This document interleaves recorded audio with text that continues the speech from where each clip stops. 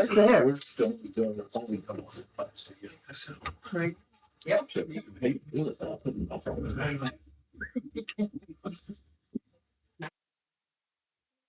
I'm here. Do what you have to do. Glenda, you want to open us a word of prayer this morning? Let us pray.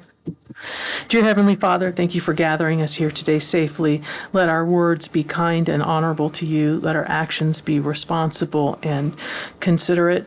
Thank you for keeping the family whose shop burned down safe last night. Thank you for keeping their house intact. Watch over them as their needs change. Thank you for everything you've given us, and let us be honoring. Thank you. In your name we pray. Amen. Amen. Well, you want to? Yes, sir. Pledge allegiance To the flag of the United States of America and to the republic which stands one nation under God, indivisible, with liberty and justice for all.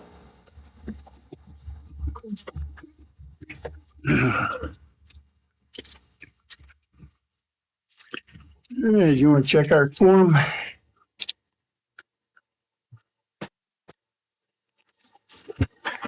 All right, Mr. Chairman, and good morning, everyone. I'll go ahead and call the roll. Ms. Bechtold? Here.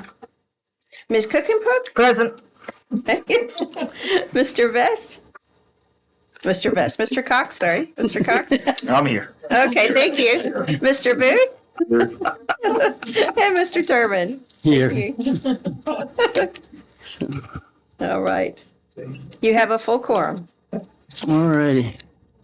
Next, we'll do the approval of the agenda. All 14 pages.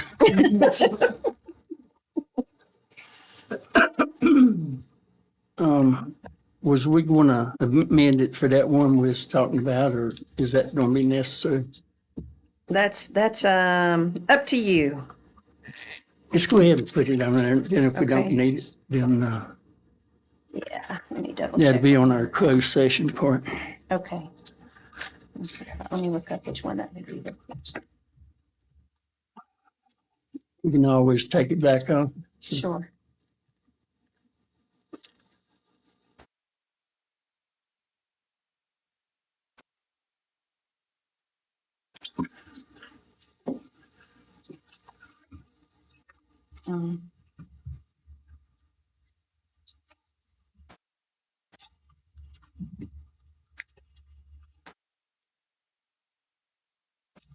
Um, I think that might actually fit under A6. Okay. Yeah, financial interest. Okay. So we'll just, if Alrighty. that works for y'all. If anybody else got anything to put on? Tonight, I'll take a motion to approve the agenda. So moved, as amended. Second. Okay. Motion and second, call roll. All right. All right, on the motion to approve the agenda, and making sure we note A6 for additional items. Mr. Booth? Yeah. Ms. Bechtold? Yes. Ms. Cookenbook? Yes. Mr. Cox? Yes. And Mr. Turman? Yes. Thank you. All right, your agenda is approved. Next is the approval of the minutes, and you said you had finished with April the 12th and 26th, and we'll go ahead and approve them too. Yes. Do we have a copy of them? They're in the last session's packet. Those two did not have the error that we discussed in them. So if it's all right with y'all, and then we'll keep adding more and cleaning up as we go. The April 12th one? Yep. April 12th. 26. Yep.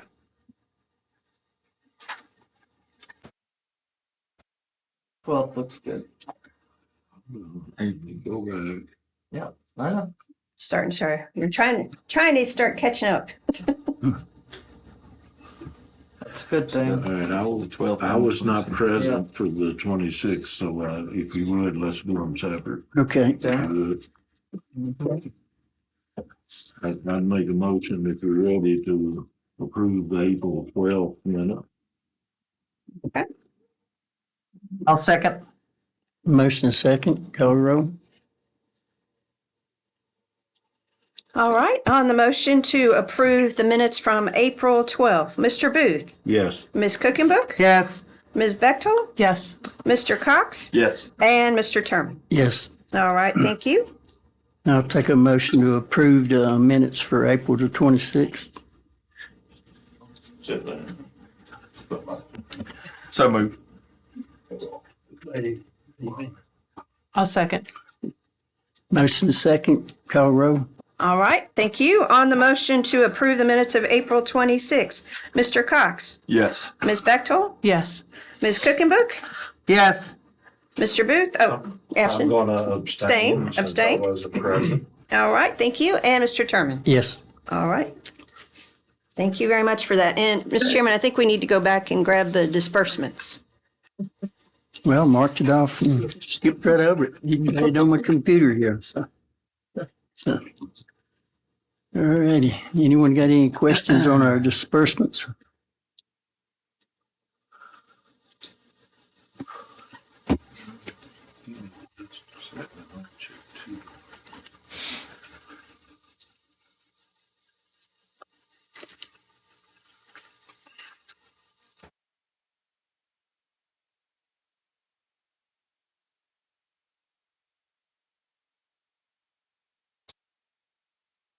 Unless anybody has any question, I make a motion to approve. All right. Got a motion to approve. I have a second. I'll second. Motion second. Go ahead and call the roll. All right. On the motion to approve the disbursements as presented, Mr. Booth, Yes. Ms. Cookenbook, Yes. Ms. Bechtel, Yes. Mr. Cox, Yes. and Mr. Terman. Yes. All right, thank you. That put us right on time for Dr. Wheeler. So, Well, and I fibbed to him last night because I told him surely we wouldn't get to him until 8:45, but look at y'all.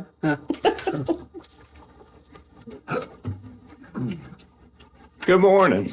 Morning.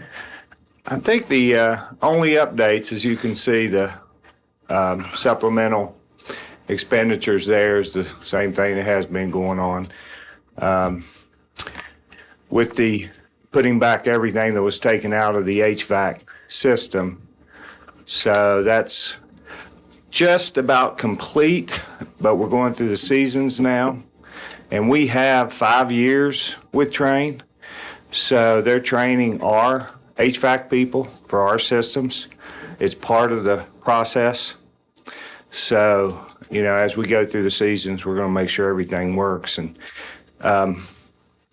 kind of tie this into the school construction and make sure we're clear on those two pots of money.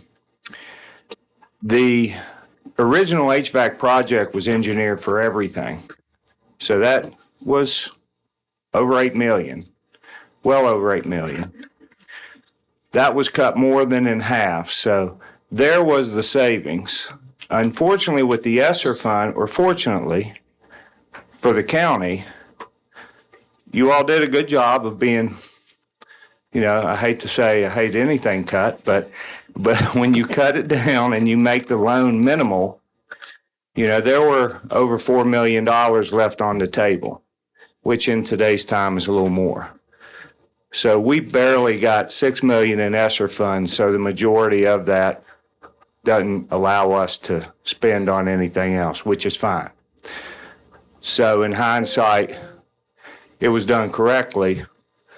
That money we wouldn't have been able to put back to anything retroactive. So that worked out well. ESSER's pretty pigeonholed in what you can do. We got only 1.4, which is tremendously less than most school divisions. They use a formula. This 1.4 is going back once again and putting back things that were taken out. We don't have enough money in 1.4 to do what needs to be done. We're not going to ask for any. Right now, we have engineers prioritizing. We have most of our big areas that have to be replaced because of R22. The refrigerant is not going to be allowed. and you can't be used.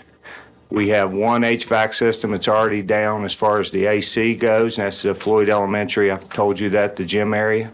So that's definitely on the list, but part of the project, which we already know we have one down, has to replace, so it was a good deal, a smart deal to get the engineers to go through and look at everything.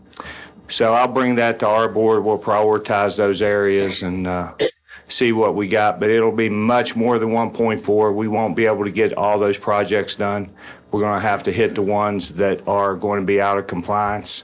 These are 20-plus-year-old units, mostly at the big areas, like I put on our school board report.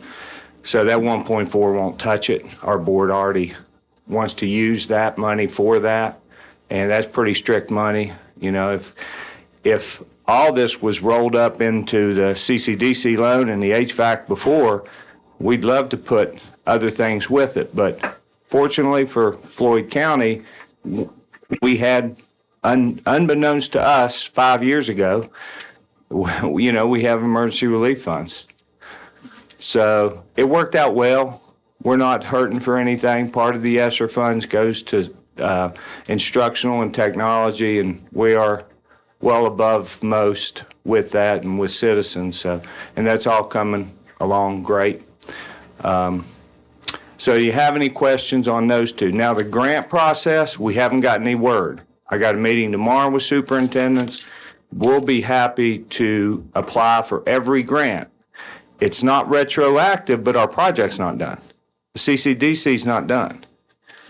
So the first inkling, which nobody knows, if we get these grants, can they be used on the CCDC loan? They're telling me yes, but we have not gotten any official. So anything we do for that, we'll push it all towards. We could push it on the HVAC and save a little bit of money and use the 1.4, but obviously we'll write grants. We've written numerous, and I'll use the same wordage for Ladina, for all the grants that we work together with. So we'll have to wait and see on that. It's a 80-20 match, but you know, you're still going to get more than 1.4 out of it if we get something. And it's workforce development, which is the idea of these grants from the state. So that's still in progress, and we haven't gotten a word on how to apply for those. And I still got to get a word that our project's in process now. Will it qualify? I've been checking with VACO on some of this, the program where they are gonna let the money retro on construction. They're talking about going back 10 years. But that process has changed. Instead of, you know, it was supposed to be, from what I gathered from some of our state representatives, they thought it was gonna be a big block of money when it just came to the county. Well, right now it's in the Department of Education's hands and they're doing guidelines on it. My understanding is you can apply and you'll either qualify for 10, 20, or 30% of your construction cost. Ours is 20. They base it on the LCI. So they've already put that out. Yeah, we're at 20%. Where the LCI is already set, and our LCI is a number they use in a lot of formulas. That's why we don't get very much. I mean, but it was my understanding it hasn't went to the Board of Education for vote yet. We haven't gotten any exact word on applying. We're looking at applying, and I'm retro or not, I don't know. When I asked at the last leadership meeting with superintendents, they checked, and I even called the Department of Education and the finance, and I know that gentleman very well, and they didn't think it was going to be retro, but I don't think that applies to us, because if you just look at the CCDC, we're not done with that project. So if you have others that you can apply for, I don't know how much we'll get, but we'll be happy to apply for whatever you want to push it towards. The legislators that I talked to, unless something got changed in the bill, and they should have known, it was passed with the retro clause in. And that's they had agreed up to 10 years. that's a competitive grant you're talking about when you talk about 10, 20, or 30%. I understand. Yeah, so I don't know. But We haven't the gotten retro final part word. was supposed to be, if that's what, I think that's the same thing I hope, here. I hope that it is, and we'll see, but But they didn't know about the application part or the grant part. no word. And Baco and those legislators I've talked to is going back and they're looking at the bill to see if there was wording in that bill that gave the Department of Education wiggle room, and that they've come up with this in their own distribution of the money. I don't know. I just wanted you to know what I know. Well, or what I'm being told. I appreciate it, and we're waiting for final word too. But right now with the LCI, we're at 2080 here. That's really the only information. But we'll be ready to shoot those grants out and apply for them as soon as they're open. And then if it is retro, I'll be talking to you about what other projects you want to put on there. Well, also, Or what you can put on there. You'll have to look at the wording on the grant, and I'll be happy to help you. understand that too. I understand where you're coming from, you know, of adding stuff, but also understand where we might be coming from, that we apply that toward the overall Yeah, level. if it works, I'll be happy to help you with those competitive grants, and we'll see the process. And But I'm saying we might not be adding projects, we may be paying down the debt. So yeah, we'll see what it is. No, not future projects. I'm talking about past projects that are in debt now. Yeah, just look at the wording of it. Look I'm at not disagreeing with you, I'm just putting you on the same wavelength. Oh, I'm on the same wavelength, and the wavelength is we don't have any information. I know right now. We don't have any, And what is being leaked out is conflicting. Absolutely. Like I tell my board, I'm not an opinion person. I don't give opinions. I only state facts. So the only fact I have to state about this is there's no information on it. Thank you. But we'll help. We'll roll with it as fast as we can once it does come out.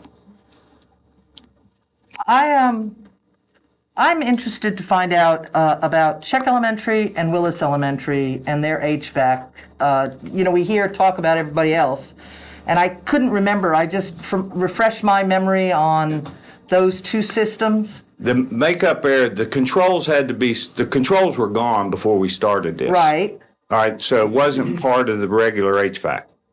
Okay, so that control panel was obsolete. So with our ESSER fund, that got replaced. All the makeup airs were either not working, and that's what brings in clean air from the outside, or about ready not to work. Some of them had to be closed because they didn't work. That's what was taken out of the original HVAC. So that's what we're paying for with the ESSER fund. So both of those are up and running and good to go right now. Check and Willis. Check and Willis. Every place has. I know. Yeah. I just kind of wanted to just get, not that they're in my absolutely. district or anything, but I just kept reading and hearing about everybody else, and I just wanted to let our constituents in the county know. Absolutely. Every one of the schools went through, because it's the same engineering. Every school was engineered with what's going on with this HVAC. And we already had the engineering done from the HVAC plans, and, you just piecemealed it to get it down to a amount that was good for the county, and we're just putting everything back now. Okay, thank you. Thank you for coming and talking to us. It's very hard to follow where these funds are coming from for this construction. And you keep referring to the HVAC stuff coming out of the ESSER funds? That's what you see with the supplemental appropriation. We can use that for clean air and environment. So in your budget stuff that you gave us, there is estimated revenue under school construction grants under state revenue, and you expected nothing, and in September you started getting payments. That's the 1.41 million that we are in the process. That's going to be the 2 roofs, and we're in the process of getting a priority list with the HVAC systems that no longer work. So were those roofs budgeted for, or is this extra projects that are being started? Once again, save the county, before you were on, save the county millions because they were taken out. So And believe me, 1.4 5 years ago, you can imagine how much it costs now. So I just want to be clear Yep. that this $1.4 million grant that you've gotten is being applied to new projects, not budgeted for projects. Well, it's called the school construction loan. It came in with this state budget and with this governor as a side item with the operational budget, so it's separate. And the way they distribute the money is through monthly installments like that. Right now, like I said, we're waiting on the priority list from the engineers, but we don't. And with the ESSER funds, boy, it'd be nice to buy 10 more buses. You could. We don't have the money in there to do it because we got to take care of the buildings first and the HVAC system and the clean air. With the 1.4, it's helping us put back what was taken out of the HVAC. For new projects that were not budgeted. They were budgeted, but the budget was cut. 5 years ago. Yeah. Okay. So, and that decreased the debt. So if you look in today's time, I'm not worried about comparison. I'm worried about the money of the county now and the increased taxes and Yeah. everything else that's going on. And just to be clear to everybody that this new $1.4 million construction grant is being applied to new projects that were not in the school budget. no, For they're over old summer. projects that were taken out of the HVAC. So they were originally supposed to be, but the HVAC, when we got the loan, was reduced drastically by over half, which is fine. And it worked out great for the county. They have to be replaced because you can't operate with those anymore. And it's on our capital improvement plan, and we're just fortunate. I wish it was 2.4 million because 1.4 is not going to get it. And I'm going to bring the priority list to the board, and we'll see which ones have to be replaced because it's required. And like I said, one's not working, and another one has to be replaced. It's the cafeteria at the high school. We've been dealing with that for years and years, but those aren't new projects. Those are existing projects that were put in the loan with the HVAC study. And I told them when we started this, everything we did was a study. We took our time, we looked at it, and thank goodness we did because the cost of everything before the pandemic, we may have paid 3-point-some million on it, would have cost $9 million today. We took out over $4 million, it's going to cost about $6 million.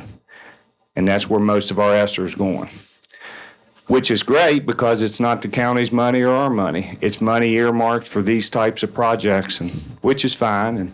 And it worked out well overall. Anything? Don't have anything, sir. They got any follow up? And I only say the CCDC is coming along good. We'll have a grand opening later on in the spring when phase 2 is done. Obviously, everything's inside now, so we're done with basically outside work except landscaping. So hopefully we won't hit any unknowns, but it's coming along in there. We have pictures on our website, and it's doing great. I had a meeting with the RU president Friday, me and a few other superintendents, to look at continuing the partnership. Obviously, we can extend many of our programs into what they do there. And so we're looking at options for that too. They're very excited about our project here. So good stuff. Has the school board made any decision on the road yet? No, I think once we get everything done, that's what y'all can look at and just wait. Let us go through a couple summers. We're going to need a lot more equipment, or a couple winters. We're going to need a lot more equipment, but I think that's one of those that if we need to block the road for emergency, we got big yellow buses that can block it better than a chain, so. Use the old ones. Okay, we will. We'll tow the ones up there and just leave them sit.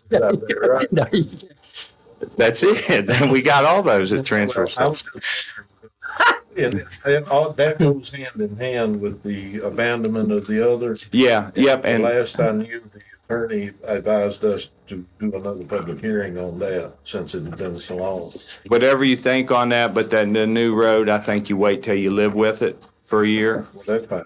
and see what you want to do because it's doing fine now. We'll get everything completely done over there and then have a better idea. On the upside, I've been to a few meetings around in the 9th District over the last month or so.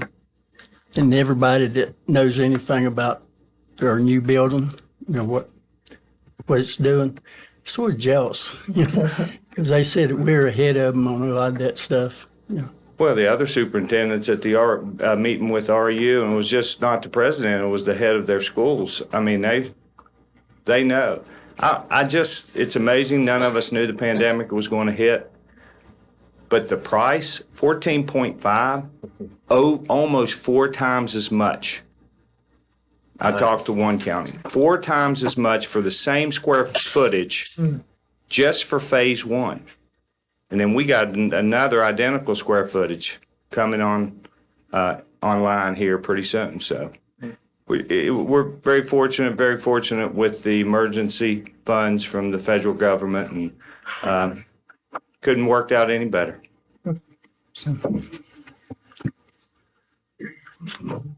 Anybody got anything else? Just thank you. Well, I appreciate it. And yesterday, the golf team won their 3rd state championship. Friday night, football team beat Glenver. I'm going to go over there now it's been over 10 years. Yeah. So we're 5-1 there. Cross country's doing great. So we got some good things and had a full homecoming dance for the first time in 3 years. So I Kids didn't liked it. Huh? Yeah. They liked it. Yeah, oh man. I was there at 11:30. Yeah, you're a good dad. You're gonna have to talk to them officials on that ball. Well, I kind I think of that should have went to 3 overtime. I can't do anything with that. They have trouble finding them these days. So. But I appreciate y'all being around. And like I said, we'll go out to eat sometime when Yep. you got time. All right. Thank you. Holler at me anytime. I told you I'll treat you to lunch. Just anytime you have questions, no problem. Thank you. Now you're talking Jerry's talk. We'll agree to disagree, and you can still buy my lunch. So, David,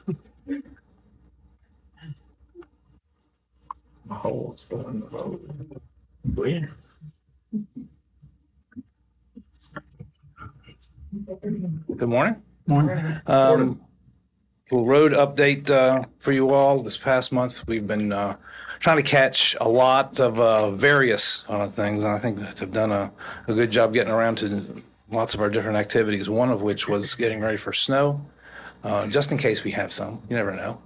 Our equipment has to be ready, so we go through what we call a dry run every fall, where we get the equipment ready as if we have a forecast calling for snow in the next several days. So all the equipment gets scrubbed down, painted, greased, and making sure the plows fit and spreaders fit and all that kind of stuff. So the guys take a lot of pride in doing that and getting their equipment ready. We have our equipment division from Salem comes down and inspects them all and gives them a grade. We have a little competition among all of our group to see who can get the best grades on their equipment, and that does take a while, but it's stuff you got to do to make sure everything's ready to go when the temperatures get cold and precipitation comes.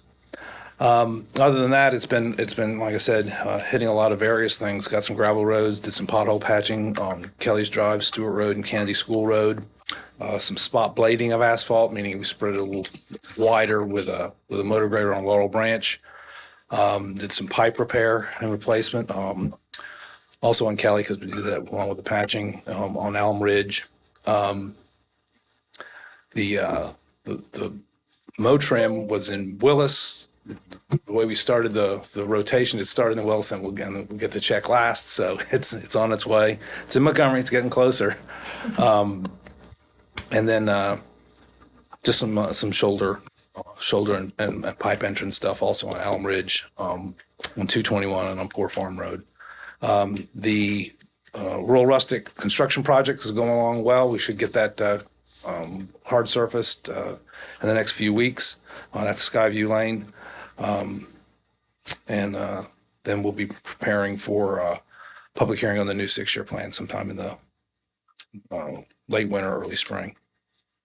And that's all. I'll take any other remarks or requests or anything. Go ahead. Thank you for coming. I understand that we have some problems on Firehouse Road, getting the paving started. It's just it's just some right of way type of stuff. Sometimes Right. we'll we need to get right of way. We can do it without getting right of way, which is fine. So I don't know that there's been any major difficulty. I think the project is still moving ahead. Okay, because I heard from Mr. Price and he has some concerns. And I was thinking that since Firehouse is in Mr. Terman's district also, maybe we could get together with Linda and have a discussion about how to proceed with Firehouse. That'd be fine. Okay, thank you. I think it's been a problem all along right away, right? In the Yes, past. it has in the past. It's not, there's fewer restrictions, or I don't say restrictions, there's fewer regulations on how much right of way is needed anymore. We have a 30-foot easement. If we can do the work within the 30-foot easement, it can go ahead. It makes a better product sometimes if you can get a little bit of right of way and change some things, but it's not necessary. If somebody doesn't want us encroaching on theirs, they don't have to. And before, we would just stop the whole project. Now we can more conform to their wishes, not get on the part that's outside the easement, and they can still go ahead. So y'all do have roads that have 30-foot easement that's under the rural rustic program. Yes. Mm-hmm. Which is different from the others, but that Yes. does go in under. It'll still go on, yes. Under rural rustic. Yeah. Which isn't really a funding source, it's just a design standard. Right. They've just relaxed some of the requirements on what's required. Whatever you got. Oh, something. okay. Oh, I'm sorry. I was just getting clarification. Have you gotten anything on the Penn Avenue right away? Other than that, the sidewalks are not ours, the drainage, You're sure it's yes, not? yeah. Okay. That's, All right. some of those were just even paved on easements, and we're not even sure if a lot of it is right of All way. right. So, but we will be taking care The of drainage will the be, yeah. drainage Yeah. problem. Yeah. Okay. And I might need to have another meeting. And, Why am I phone? just a reminder, sometime before winter, the potholes in the edge of the road along Route 8 need filling. Yeah, we'll try to get to that, before winter, because winter's not gonna be any kinder to them than summer was. We know if that water and that ice Mm-hmm. gets down in it, it's just gonna make them bigger. On Howard Street here in town, it's the one that goes from 221 to Baker. Hmm? Could you check on the right of way of that street? And I sent Daryl a thing over the weekend, That's who was calling, by the way, just now. probably. It was, no, it was Daryl Sowers, my mate. Would you want He should know You where want to talk to him? He should know where I am, but he doesn't. Okay. Anyway, there was a vehicle going up through there. Another one swerved in their way. They swerved over. There's a sidewalk that goes to a trailer there that is very close to the asphalt. And depending on the width through there, I think Right. the end of that sidewalk's actually in the state right of way. Okay. This vehicle busted two tires. One before had busted one. It busted the sidewall out to avoid hitting somebody head on that little street. Could somebody check into that Yeah. and see what the right of way is? And I know it falls under Jesse and he doesn't like it, but if it's in the right of way, we need to cut Yeah, back. yeah, sometimes we need to get Because things I out. know of at least two different people that's had damage from it, trying to avoid an accident on that street. And if it's not in the right of way and there's nothing to be done, then I'm gonna approach the town about making it a one-way street. Yeah, that would make sense. Because right there where that sidewalk's at, if you get, and it, I don't know who was involved, but I've been up through there, taking my van up through there and seen these bigger pickups come down through. I pull over down at the pump station when I see them coming, because I know there's not room up there for us to pass. But if you could look into that. And there was another one, but it's slipped my mind. I'm sorry. You can say that one to the end. I'll say that to the end. That can be my one more. I wasn't gonna do one more today. But no, thank y'all for what you're doing. I know that they're still working on some of the brush cutting and that Yep. kind of stuff, trying to get it caught up. Oh, I know what it was, 705 Beaver Creek. I'm gonna say a mile and a half to 2 miles in.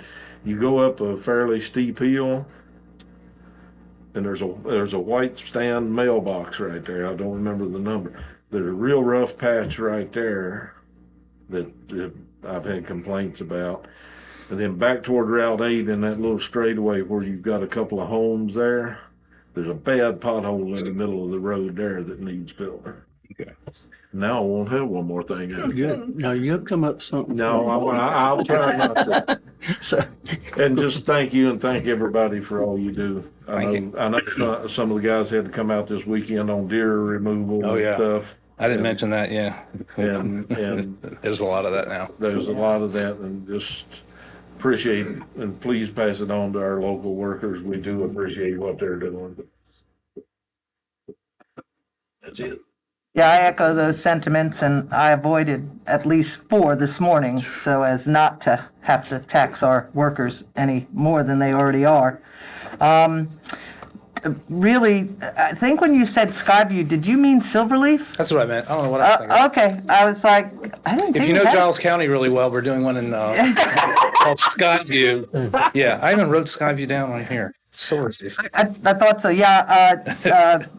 Supervisor Booth and I were out there 2 weeks ago or so, maybe 3 now, and it did look very good at the time. That crew does a really good job, I agree. A little hole in Jerry and mine right on our edge on 615 on Christiansburg Pike is still there. Near the garage, I know exactly. Yep. Yeah, it's, yeah, I mean, when I hit it with the Suburban, it's not so bad, but if, like I said, if somebody hits it with a compact car, it's, our county administrator hit it. So, yeah, please, if that can get done before it gets cold, because, now we're playing that, game where it's too cold to do something. And that's really it. Everything else looks great other than, just where is the brush cutter? I'll get And I mean, I know. But thank you and thank the crews for everything they're doing. And yeah, there will be snow. Yeah. Haven't gotten official yet, but there will be snow. Right. Thank you for all that you do, as always. And the only thing that I really got, I have, of course, Stonewall looks excellent. Yeah. We're very happy with that. And then I did have somebody make a request to me. I've never made a guardrail remark to you, so I don't know what the proper procedure that is. But if y'all could entertain looking at a guardrail on Stonewall, just on the north side of Stonewall, just past Wilson Cemetery Road. There's a pretty heavy bank there, so if you could maybe look at that, look into that. I can take a look, but it has to, the location and the stuff has to be approved by our traffic engineering group because there are standards for installation of guardrail. Warrants almost like a signal anymore these days. Okay. On the installation of guardrail, because it is you are putting metal posts in the ground that people can hit that they wouldn't necessarily have hit. Right. And then the cost has to come from the county's construction budget. Okay. I mean, the VDOT part of it, not it comes from the same pot as all the Right, rural rustic right. roads and all that kind of stuff. Okay. And it used to be, you measure out, measure down, it has to be a minimum of 16 feet unless they've changed Yeah, it. it's tough. Yeah. It's kind of a I weird haven't thing. done that further, So yeah, I'll take a look. that We'll- much we'll of an look at it. examination, but if y'all can just look at It's it. one of those things where a lot of places where guardrail would be very helpful. The conditions just don't allow you to put it in. So it's kind of a What's tough. guardrail work cost? I don't know how much it is per foot anymore. It's expensive, as is everything. It's Right. the end treatments that have become more and more expensive as we've gone to different styles of end treatments that are not as dangerous as some of the others. We've through various tests they've stopped installing ones where you would run the end into the ground because that tends to do other things to a vehicle, other Yeah. types of impacting. Trying to make you've seen the new kind. Now they've got the square piece on there. You used to have a kind of a rounded piece for. Yeah. We're just worried about people, hitting the end, and so we're trying to make that less damaging when you hit the end of it.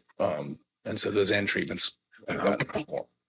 I was told they're gonna adopt some of NASCAR's procedure, like they do on the walls, to have those, that'll actually have a cushion behind it.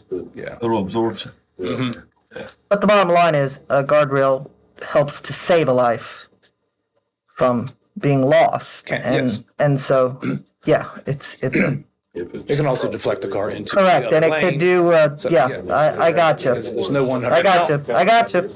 If you don't mind just looking into Yeah. that, maybe report, and I'll report back to the resident, Sure. just to let them know we looked at it. That's all I had. I guess I'm dating myself. David may remember this. Indian Valley Post Office Road on North Hill. Used to be a row of locust posts cut off about 2 foot high. That was their guardrails. You know how far it is to the bottom of the hills. You know, but come a long way. So, and thank you again, David, for coming over Friday. And he came over and we rode some of my roads and talked to lady that should be mad at me because she'd been trying forever, and she understood it was both busy and had other things to do. And for the record, we did look at a road I got a complaint on last week. It's from the Parkway, probably 3/4 of a mile in on the south end of Buffalo Mountain Road. But hopefully, everything work out. But it was refreshing to talk to somebody that wasn't trying to kill us and calling us names and stuff. But anyway, that's beside the point. But anyway, I appreciate you coming over. And the only biggest thing we got is, just machine work. Yeah. As dry as the roads are right now, it's Yep. going to be hard to grade them down. Yeah. And, And we've been doing dust control as late as this Yeah. month. Oh, too. yeah. Yeah. yeah, we got plenty of that. 'Cause, but other than that, I don't have anything. All right. I do appreciate all y'all's work. Told you he'd come up some. It's a reminder. It's a reminder. We still don't have the 25-mile-an-hour sign on Woods Gap where you turn out from the high school and you turn left. Okay. The Yeah. cutoff post is Yeah, still there. yeah, I remember seeing, But, yeah. nobody removed the post, but if we could get that, we need to get that sign back up Yes. there if we could sometime. Just a reminder. All right. All right. Thank you all very much. Thank you.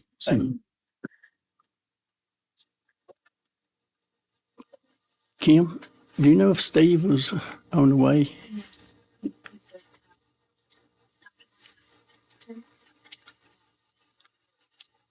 Okay.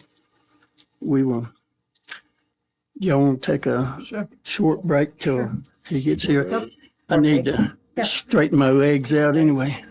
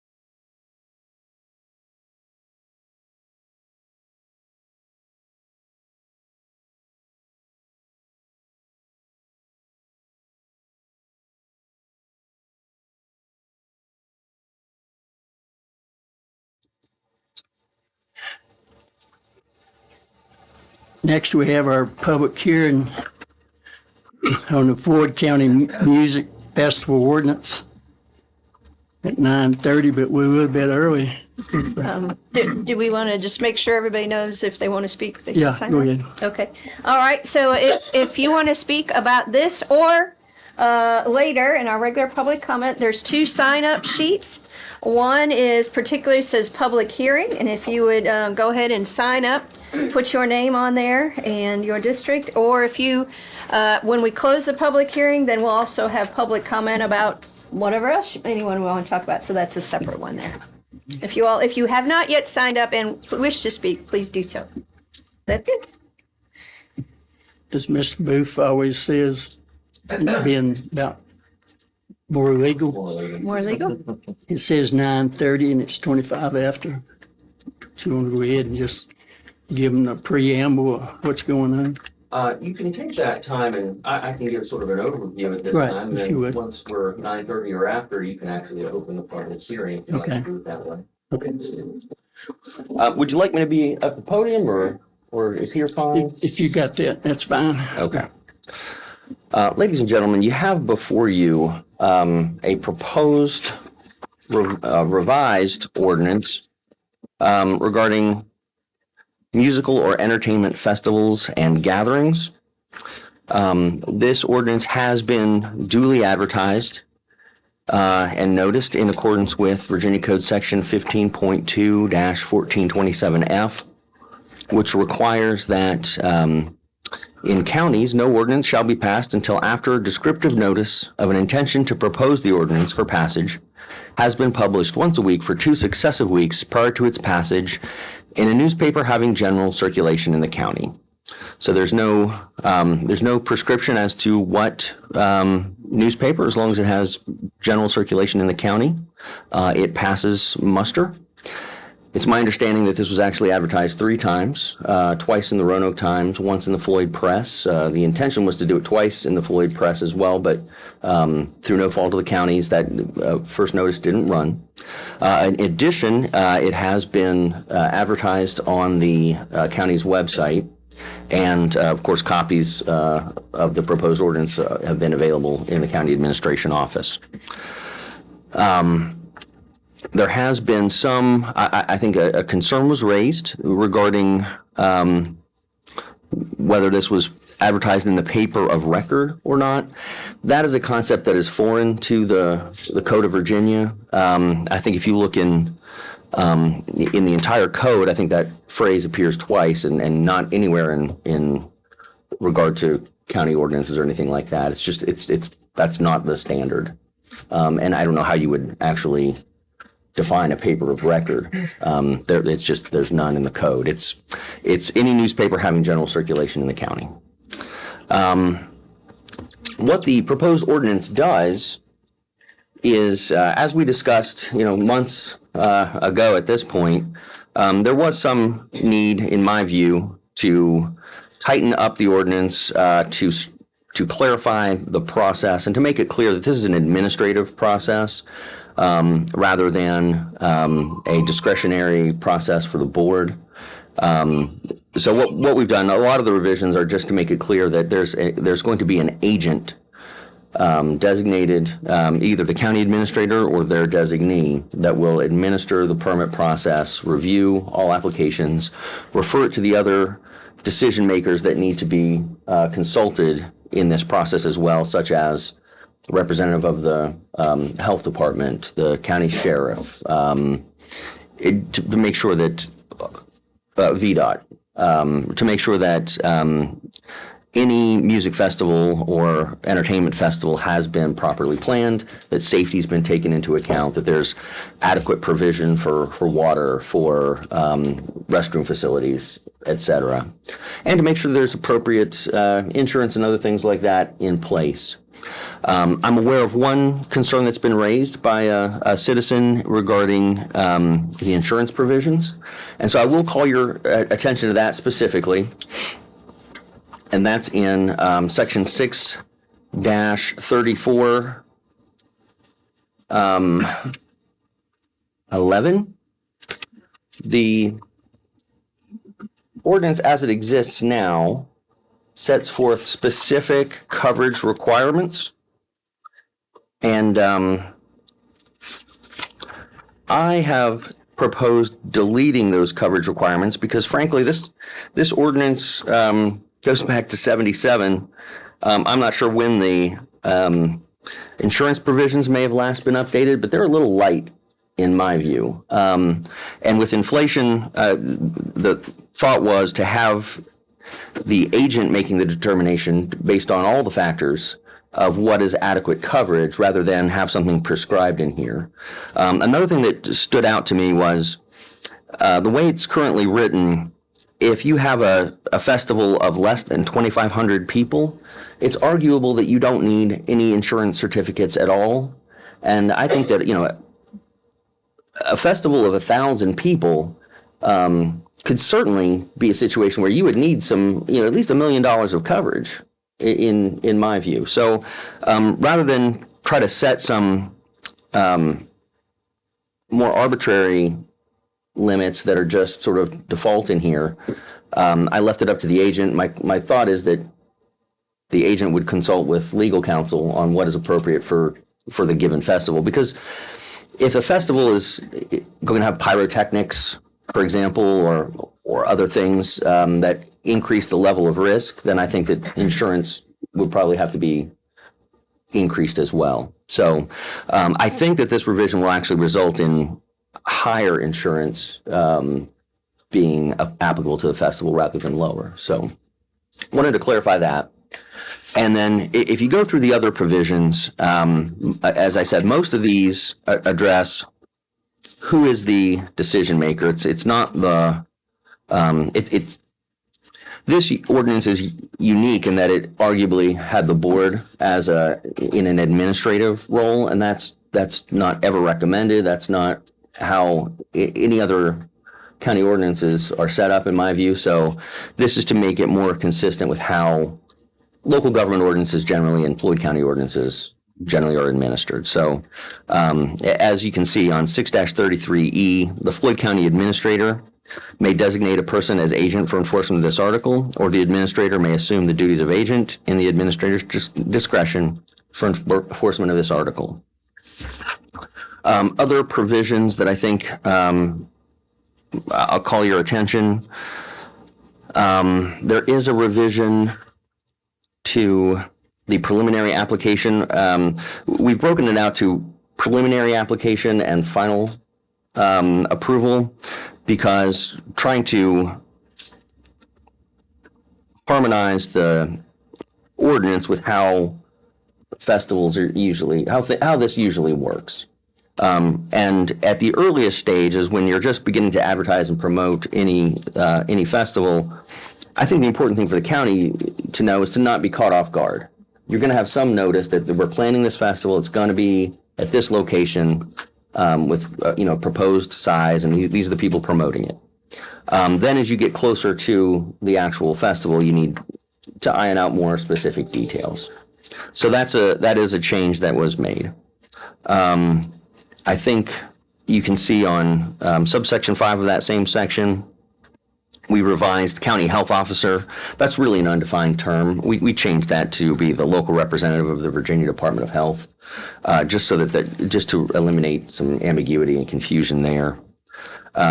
Similar revisions for the rest of this section. We already covered the insurance matters. We did add in section 13 of 6-34, we added in in addition to the sheriff reviewing this, we want the Floyd County Emergency Management Coordinator to review the security plans so that they have a role as well. And if you look at 6-35, as it currently stood, music would not be permitted to be rendered between the hours of 2 and 8 a.m. Hearing some feedback from the public, I think that the board's direction to me was to tighten that up, and so we've tightened that up so that that's only permissible on Friday evening going into Saturday morning and Saturday evening going into Sunday morning. Weeknights, amplified music would have to cease by 12. as proposed. We did increase the permit fees, as you can see in the revised schedule on 6-38. We did modify the violations as well, and to make it clear that one of the penalties for violation could be not just a criminal remedy, but just the administrative revocation of the permit. So if something's if there is need, if there is a violation that would merit revocation of the permit, that's something that's just clearly spelled out that the county, the agent, can do. Then if of course, the language remains for misdemeanor enforcement as well. So you have more enforcement options as revised.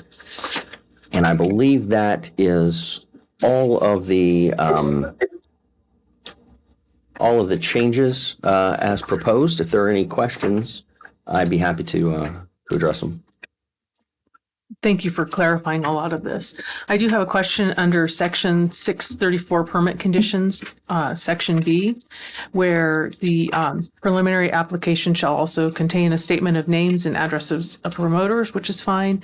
And then it goes on to the names of all persons or groups who will perform at such a festival. Is this information FOIA-able or is it protected? If you are submitting an application for approval, I don't see that as confidential information. If a promoter or an applicant were to make a designation in accordance with FOIA that this is confidential or proprietary information, as long as it fits into an applicable FOIA exemption, then it could be maintained as confidential. Okay. So it would just be, that's something that Floyd County can't regulate, frankly. Right. If it's exempt as defined in FOIA, then we can honor the exemption. If FOIA does not give them an exemption or protection, then there's nothing the county can do. I just wasn't sure how much of this is business, protected business information or not. So I think that would have to be done on a case-by-case basis. So anyone who is an applicant who would be concerned about that should designate it, caption it at the title confidential, not subject to disclosure, and cite the reason why, the specific code provision in the Freedom of Information Act. Okay. And as long as that's applicable, I would advise the county to honor it. Thank you. William. Under section 634, number 4, my copy that's in my board package still has county health officer. So that number 4, my copy still has county health officer. So that needs to be changed like we did the other spots. Yes, and if there is a motion to adopt this changed ordinance, that can be added in to an amendment. Well, yes. That's not changing the. Now, my next question comes in, and this was raised. Mr. Briggs, just a moment. I'm sorry to interrupt, but I don't think we've technically opened the public hearing. Oh, yeah. Well, I thought we were I agree. I think they're just asking. Okay, I I just I wanted to agree. make sure we didn't Yeah. run a foul. Well, these questions need to come up so the public knows too. Thank you. Under number 11, you were reading that about that copy of the insurance certificates required and talking about the other. We had suggested changing that from certificates that should list the county to certificates that shall list the county. Since this has gone to public hearing in this format, if we change that from should to shall, then we would be making it more restrictive, would we not? I don't think that there's any concern with making that change. I think that the more restrictive concept, usually that's a good rule of thumb. I'm just using your terminology from past experiences. Yeah. Generally, if you're advertising a tax rate or a budget, I would advise you not to overspend what you've advertised or overtax what you've advertised. In this case, you put the ordinance out there for public hearing.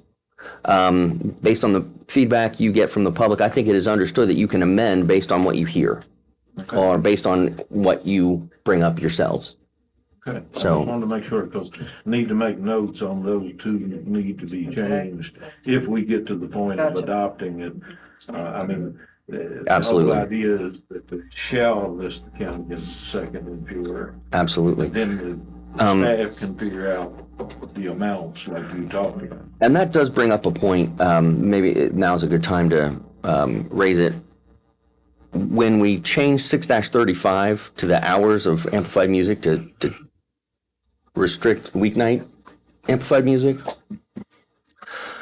it was, the feedback I got from a number of board members was that's sort of confusing to read the first time until you really, because it's sort of counterintuitive.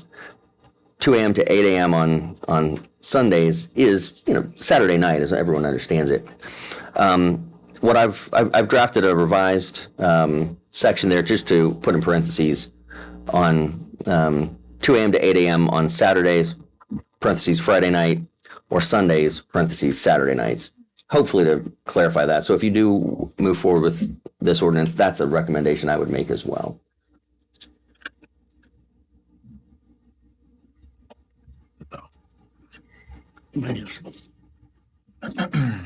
Mr. Durbin, I would just have a question on section 637 for the bond, just being that we discussed insurance and so forth. Are we still in check with the current 25,000 for the bond? That's a question. I would maybe defer to like the emergency services coordinator. The point of the bond is I think to defray any unplanned expenses that the county would have or issues that the county would incur as a result of violation of permit conditions. So if there's trash that goes into the public right of way that needs to be cleaned up by county staff or something, pull from the bond for that. So $25,000 might clean up a fair amount of litter, et cetera. I would leave it to you all as far as what you think is appropriate there. If a higher amount is desired, I think you can do that Without re-advertising. without re-advertising. Is that something that we can change to as determined by the agent? I think so. I think you can do that, and there's some logic there. The bond you might request for a 1,000-person Right. festival might be different than one for 10,000. Right. So Same concept as Right. the That's insurance. Right, yeah, Goes that's hand a in hand. good point. right. Yep. So you could say in an amount determined by the agent.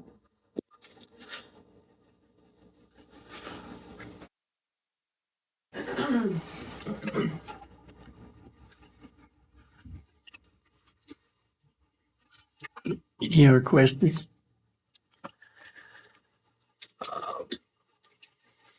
I don't think so. One more question.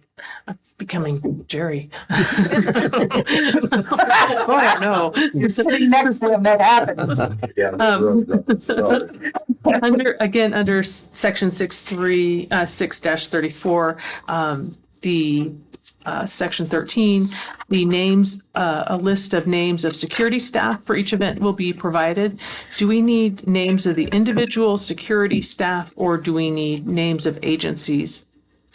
As if, if they're hiring a private, right?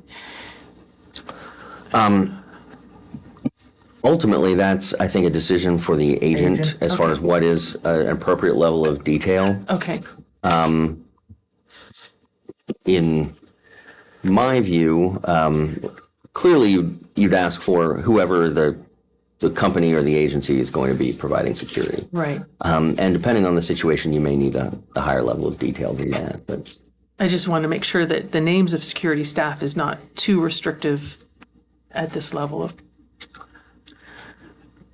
I don't think so. Okay. Thank you. That's it. Chairman, I got one more. Wait, And then, just to be clear on this, pages. for the public, on 644 for security, 645 for EMS requirements. Of course, that has a lot to do with the sheriff and EMS coordinator, emergency services coordinator. But regardless, those are at the sole expense of the applicant, not to be confused with the county providing that.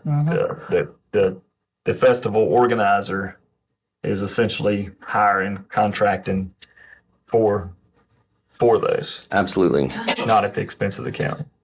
That's correct. Right. That's correct. Now that by applying for a permit, the applicant is giving permission for Floyd County law enforcement to come on site, Right.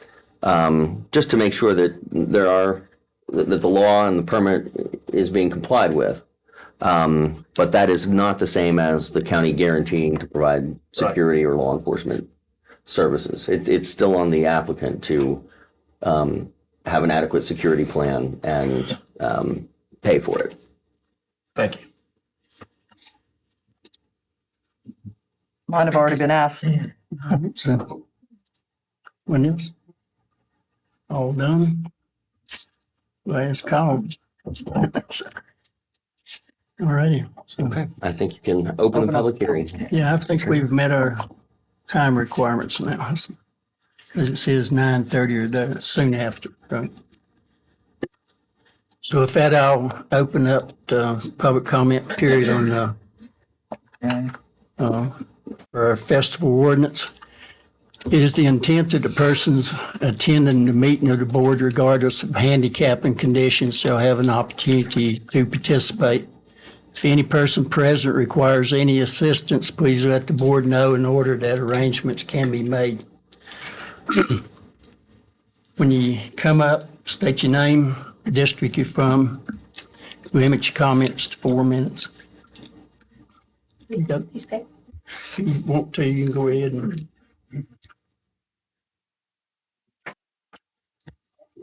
We have quite a few folks. Did you want to read them? Go ahead. Okay. So the first name is Gerald Vest. Push the mic over. Well, I spoke to Levi again this morning about our situation. I've heard all of y'all on the board talk about problems with roads, potholes, guardrails, everything. I've asked him, he said he didn't know whether I'd heard back from them, but the answer is no. They haven't done anything. They've spread a half a load of gravels in the last 10 years on our road. 91 people on the petition that you gave them last month. I've talked to Price in the Christiansburg office. He promised me a speed study. He promised to put a thing across the road to count the traffic and the trucks that come through there. Got the brush. I did hear Mr. Clark's the only thing that I've heard him say that today that the brush cutter was on the way. Whether or not it gets to our road or not remains to be seen. But we have been completely ignored. So I'm going to ask this board if there's anything that you guys can do other than what you did this morning, asking him to fix your potholes. If not, then I'm just going to keep coming up here and raising Cain until somebody does something. That's the bottom line. I'm probably done with this guy because he won't even talk to me. He didn't want my paperwork. He didn't want nothing. So y'all thank him, but I don't have nothing to thank him for because he won't even acknowledge that I'm here. We're ignored completely. So when you go in your closed meeting this morning, maybe you can discuss whether or not there's something that you can do to help us, because tax time's coming. December the 5th, we're going to send you some more money. And we ain't got nothing but a dumpster and an addition on the school is all we've got, and a half a load of gravel. So if the board can help us, fine. If not, then I'm going to do something else. I can't keep, this guy won't even talk to me. And the one that I did talk to hasn't done anything. So I'm asking the board to see if there's anything y'all can do for us. Thank you.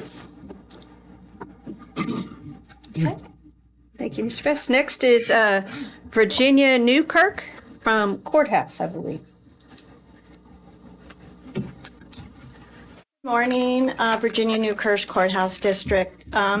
Most people don't like change. When something changes in our community, it takes me time to accept it. I have to step back and look at the big picture. I remember when the big field was over where Food Lion is now, and I felt sad when I saw that building start to come up. It took me time to accept that change. My commute to work used to take me down Christiansburg Pike Road. I went by a beautiful big field. And then houses started to go up in that field. And my first reaction was a little bit of sadness. It took me time to accept that change. Now Floyd Fest wants to move to Czech into a big piece of farmland. First thought, well, that's sad that can't stay a farm. But as a farmer once told me, his last cash crop would be his property because that would be how he would retire. So farmer sells to Floyd Fest, who will have a festival once a year. For 2 to 3 weeks a year, local roads will be busier, a little more noise in the neighborhood for a few days, but then for the rest of the year, back to a quiet neighborhood. Alternative, farmer sells to developer. I'm not sure how many houses or trailers could legally go up, but I would think around 100. What does that bring to the neighborhood roads? Constant traffic of 100 families in and out, cost of infrastructure, more road repairs. Will we need larger schools, bigger fire departments, etc.? Questions to ponder. Someone's brought up about farmers having to pay more taxes because of Floyd Fest. I'm not quite sure. I haven't been able to figure out how that would be. Someone also said there would be tens of thousands of cars. I wasn't sure how many that is, so I asked Google, don't we all go there? And they said at least 20,000 and fewer than 200,000. I don't think there'll be that many cars. Unfortunately, there are already drugs and crime in our community that local officials are battling on a regular basis. Just read the local paper. During Floyd Fest, there could be possibly some drug or alcohol situations that might need to be addressed, but I have never heard of a spike, which some suggest. If a piece of property couldn't stay a farm, I think a once-a-year family-friendly music festival is a wonderful land. And I'd like to support any ordinance that would continue to make festivals possible in Floyd County, because a lot of them have been going on for a long time. I appreciate our supervisors and the hard job you have. I don't always agree with the decisions the board has made, but I truly feel that all your decisions are made with good intention for our community, and I really appreciate that. Thank you.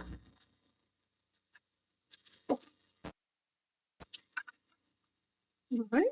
Next on the list, Ms. Chair, is Kristen Vest from Locust Grove.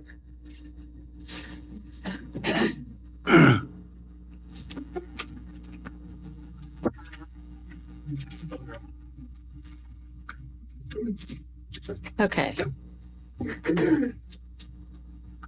It's okay. I'd have to loosen it. It's okay. Then you'd have to put it up for everybody else, so it's fine. Kirsten Vest, Locust Grove District. First of all, the new location on that farm for Floyd Fest, now called Festival Park, will eventually be holding events year-round. They even have a new logo, and this has been published in the Roanoke Times. I have a long list of issues with this festival ordinance that would take much longer than 4 minutes to go through, so here is a short list. With the insurance, let's hope Mr. Durbin is right. The scope of Floyd Fest requires a much higher insurance certificate than was even on the old ordinance. So let's hope the agent agrees with that.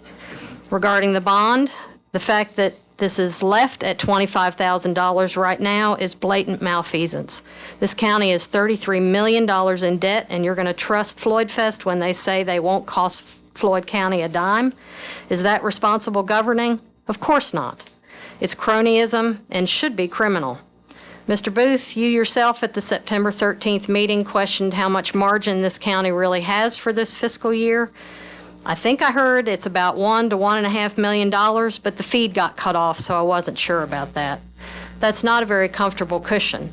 The bond is there to protect Floyd County in case something should happen or unexpected expenses occur. We should be able to draw from that bond to cover those expenses. $25,000 is not enough. Maybe $3 to $5 million for something the size of Floyd Fest. As far as security goes, this ordinance is woefully lacking. First, you should require that the applicant hire their security from a licensed, bonded, and insured security company. Protects festival goers, protects the festival organizers, and most importantly, protects Floyd County. Second, in my research of other ordinances and music festivals, the usual ratio is 1 officer per 150 patrons and 1 per 75 if there is alcohol served.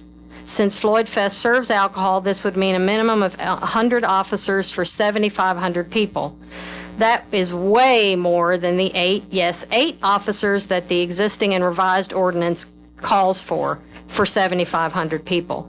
Third, we must specify that no Floyd County deputies on or off duty will be used, period.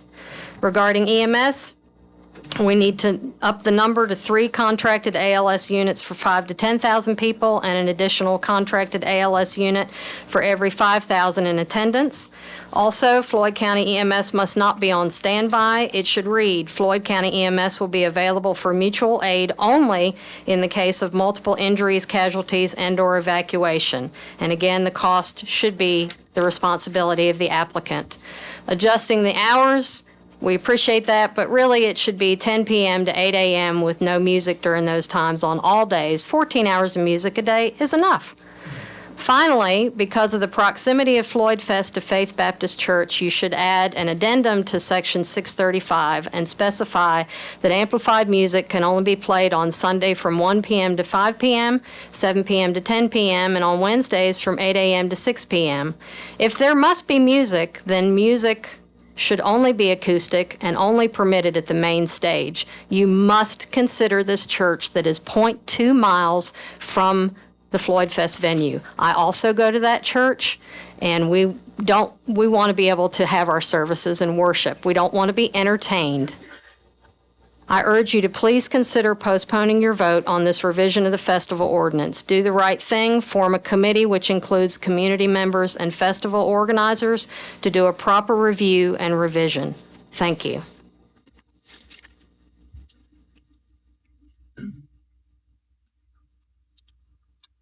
Next on the list is Ms. Kelly Yates from Locust Grove.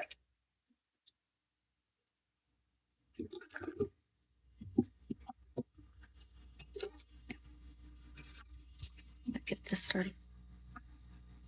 All right, my name is Kelly Yates. I'm from the Locust Grove District. For 19 years, I've been involved in producing and managing a number of events, including those with CMT Broadcast Network, the Academy of Country Music, Country Radio Seminar, and CMA Fest in association with the ABC Broadcast Network. I've got some experience here. There are a number of items that the board has not addressed in their updated ordinance, and I'm going to try to hit as many as I can. And I have some community friends who might turn their time over to me if necessary. I'm going to go live my line. I'll let you know where I'm at. Definitions, musical or entertainment festivals. This definition says it deals with events that are not within an enclosed structure. In essence, this says that an event in an enclosed space does not have to comply with any rules or regulations. That doesn't seem fair or appropriate. Might want to consider that. 633A. This appears to be the major change to the ordinance. Since I called your attention to the fact that Floyd Fest has been ignoring this portion of the ordinance, I'm sure you felt that this was a needed update. Other festivals have been operating in this county and haven't had any special treatment, so it leads one to wonder, why now? Let's go to 6-34. Number 7. On the topic of parking facilities, crowd control, and traffic control, this is a major interruption to any community. I suggest that a community meeting, a public hearing you might call it, be required for approval of this item so that citizens may understand the impacts of traffic flow on their real property, on their ability to traverse, their ability to get to and from their work obligations or family obligations. More on that public hearing idea here in a moment. Number 12, the attendance totals shall be provided to the county. That should be at least a minor update that you make so that there's a public record of attendance being maintained and it can aid in future permitting decisions. Number 14, you don't have this one. You don't have the next one either, but it needs to be added. Number 14, there needs to be an item addressing the noise and decibel level allowed. This is typical in an ordinance of this type to protect the surrounding properties, and a maximum decibel level of 100 dB is recommended.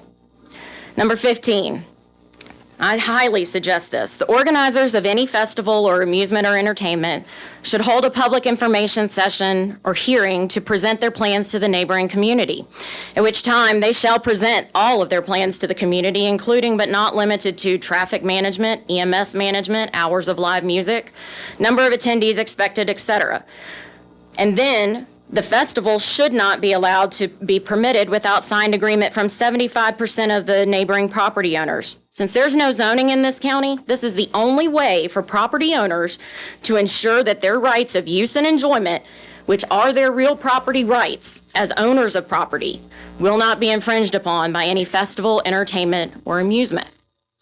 6-35. This timing that you proposed is not acceptable. In Roanoke City, regardless of weekday or weekday, weekend, any night, the cutoff for amplified music or fireworks is 10 p.m. That's section 21-57 of their Code of Ordinances. You can check it. Concerts and festivals in Roanoke abide by this without any issues, so I think it's reasonable for Floyd County as well. Beginning of music at 8 a.m. is agreeable except on Sunday morning.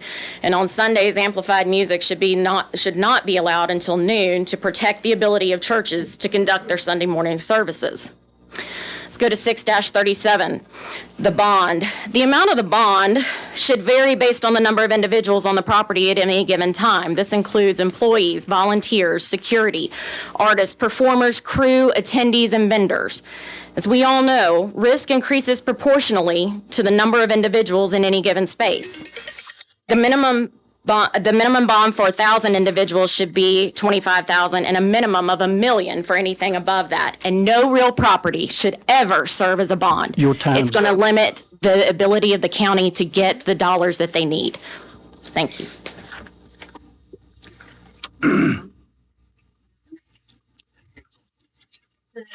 As far as time sharing, we have never done that in the past.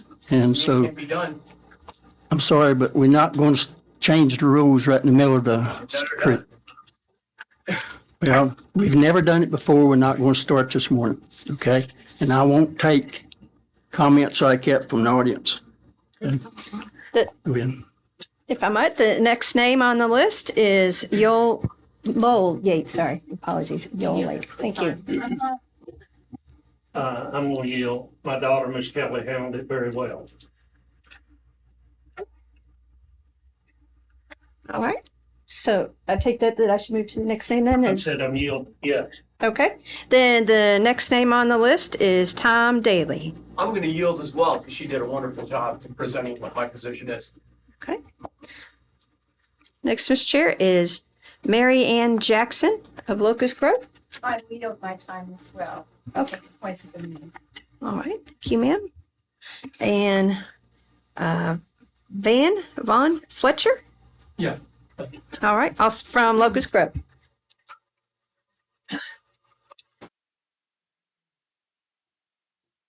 Yes, I am Van Fletcher, Locust Grove. I want to thank you for your consideration of our comments and for your holding these hearings. Your duties are implicit and you are explicitly deputed by the citizenry to hear and listen and look after the well-being of this county and its citizenry, not independent vested interests. I'm very concerned. Let me tell you my profession. I'm a practicing physician, and one of the things I'm going to mention is the bond and insurance.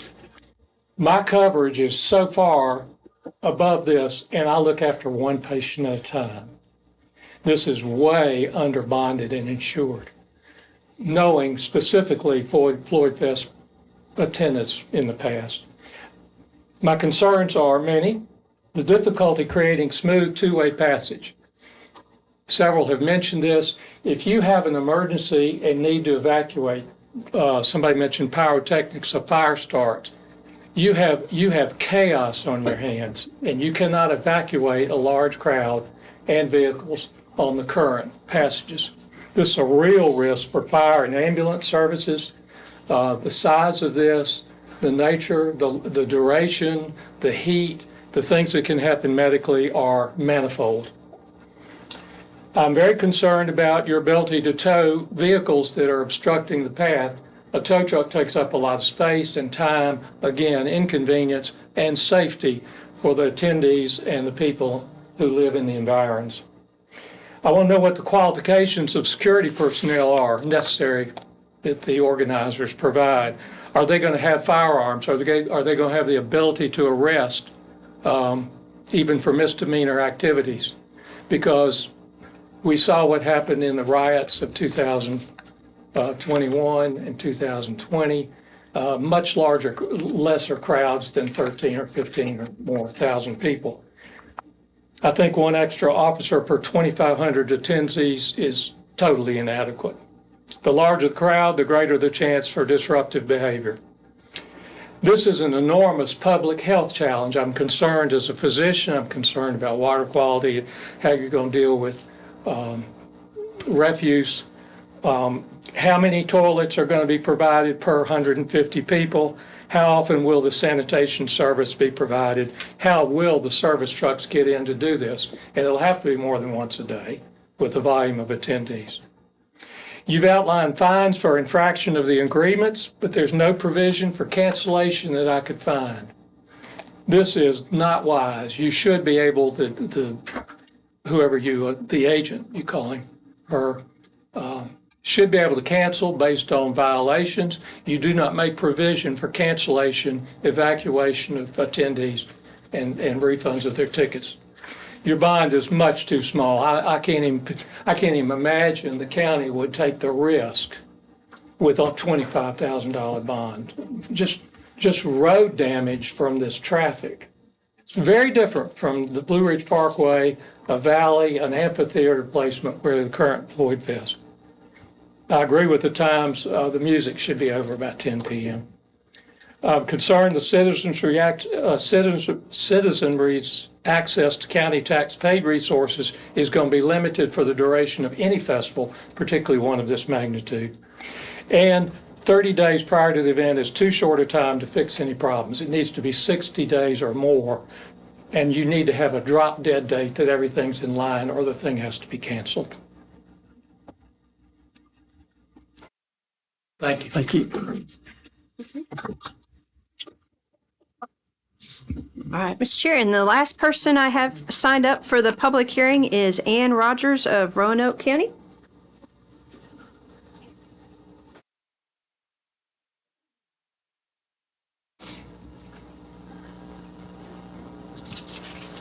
Will there be opportunities for us to give you written comments? I'm sorry. Will there be opportunities for us to give written comments? Oh, yeah. Just hand them over. Okay. Alrighty. Again, my name is Ann Rogers. I live in Roanoke County. Down for her just do a bit, Chris. I'm having a hard time. Okay. Start her time again. Yeah.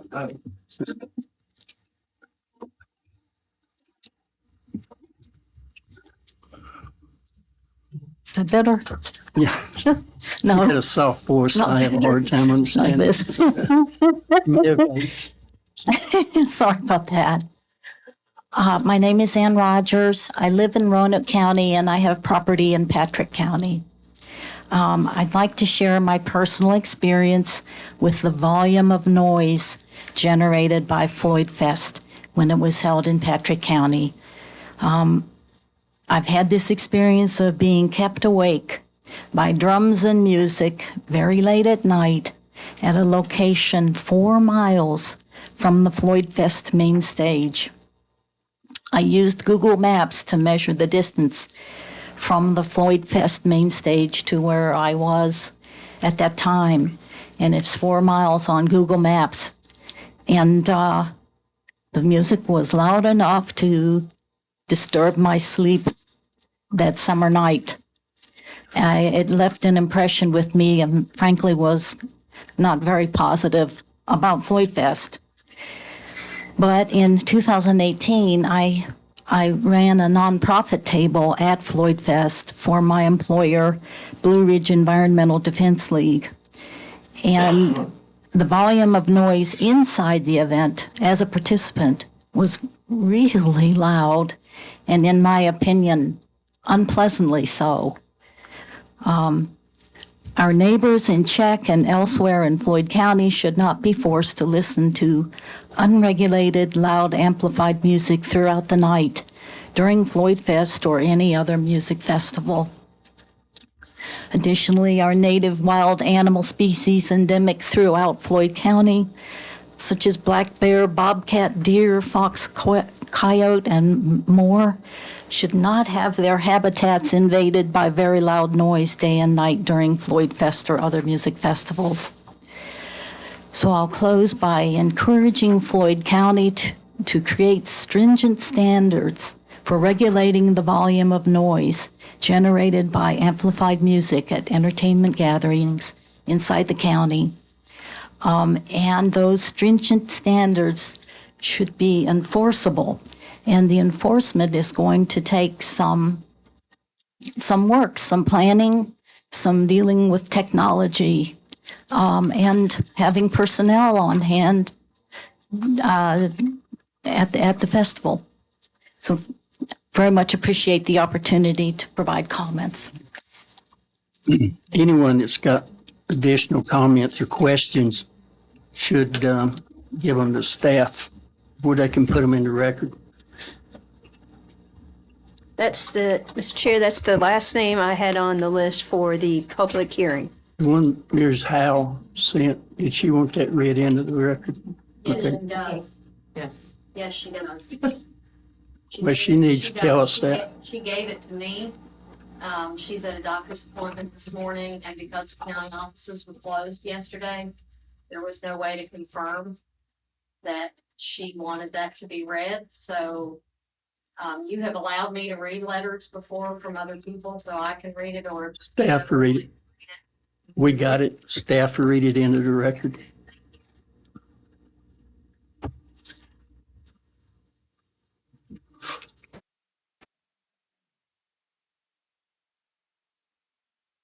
Since we don't have an opportunity to hear the letter, could you read it now? Yeah, she's. Oh, okay. Thank you. Thank you. Yeah. You ready, sir? Becky Howell, Burke Fork District. Much of the Floyd County economic development seems to be focused on tourism. It is unfortunate that the board chose to ignore Kelly Yates' request for a committee to be formed, composed of people for and against large festivals, to come up with suggestions for a revision of the amusement and entertainment ordinance. Instead, the county attorney has put forth a draft ordinance. To further complicate matters, the hearing was scheduled for a day meeting, a time when many citizens are working. Additionally, the hearing was not published 2 times in Floyd Press, which is where most citizens get their news. Floyd Fest representative gave a positive description of their plans for the 2023 festival, their goal for helping Floyd County, and their desire to be good neighbors. However, the currently proposed revision is not just for Floyd Fest. It is for all the festivals that will be coming to Floyd. We don't know what the goals of those organizers, will be. The proposed ordinance does set some limits on the times for amplified music, but it doesn't have anything to say about a limit on its volume. While there is a requirement for a pre-event review of plans, the trash and sewage disposal, provision of water, adequate medical facilities, fire protection, outdoor lighting, and security, there are no guidelines within the ordinance. I have heard many comments from board members and staff about the difficulty of providing adequate EMS/rescue and police for the county. The plan calls for the Floyd County EMS Rescue to be on standby for mutual aid. How will that affect service for citizens of the county? When the population of Floyd County doubles during a festival, it is reasonable to assume that there will be additional security needs outside of the festival site. County taxpayers should not have to subsidize a festival in any way. Many folks in Floyd, including me, do not want zoning, but they do want a way to ensure that festivals will be respectful to neighbors. Excuse me. Your job is to act in the interest of public health, safety, and welfare of citizens and inhabitants of the county. The ordinance under consideration does not satisfy the requirements. It's not too late to appoint a diverse committee that can make suggestions for an ordinance that will serve festival organizers, neighboring households, and the taxpayers of Floyd County. And she signed it, Becky Howell, and gave her address. Do you have any other correspondence? I have not. I did. Okay. I'm going to add this to the.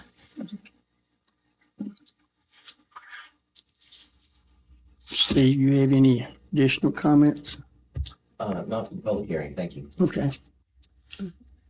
With that, I'll declare the public hearing over. I guess we need to discuss this some later. Regular public comments period. Yeah, but that's, I mean, okay. All right. Yeah, okay. Yeah, so, oh, okay. I'm sorry, I hadn't got that far ahead, so. All righty, next we have a public comment period not related to the public hearing. We have 4 folks that have signed up for public comment. Again, not the public hearing, but just other public comment. And the first name was Dan Best. Just laugh. Let me go tell him he went to take the jacket to, so let me see if he wants me to go and stuff. Do you want me to go? Can we go ahead with the next name and come So back? Go ahead. Mike, yes, sure. So the next name actually is Christian Vest. So if we keep going, Don't go anywhere. and then Mr. Tom Daly and Miss Kelly Yates. That's the 4 that have signed up. Somebody might want to go get Dan. I'll go get him. Is he in the restroom? I'll go. No, he's out there.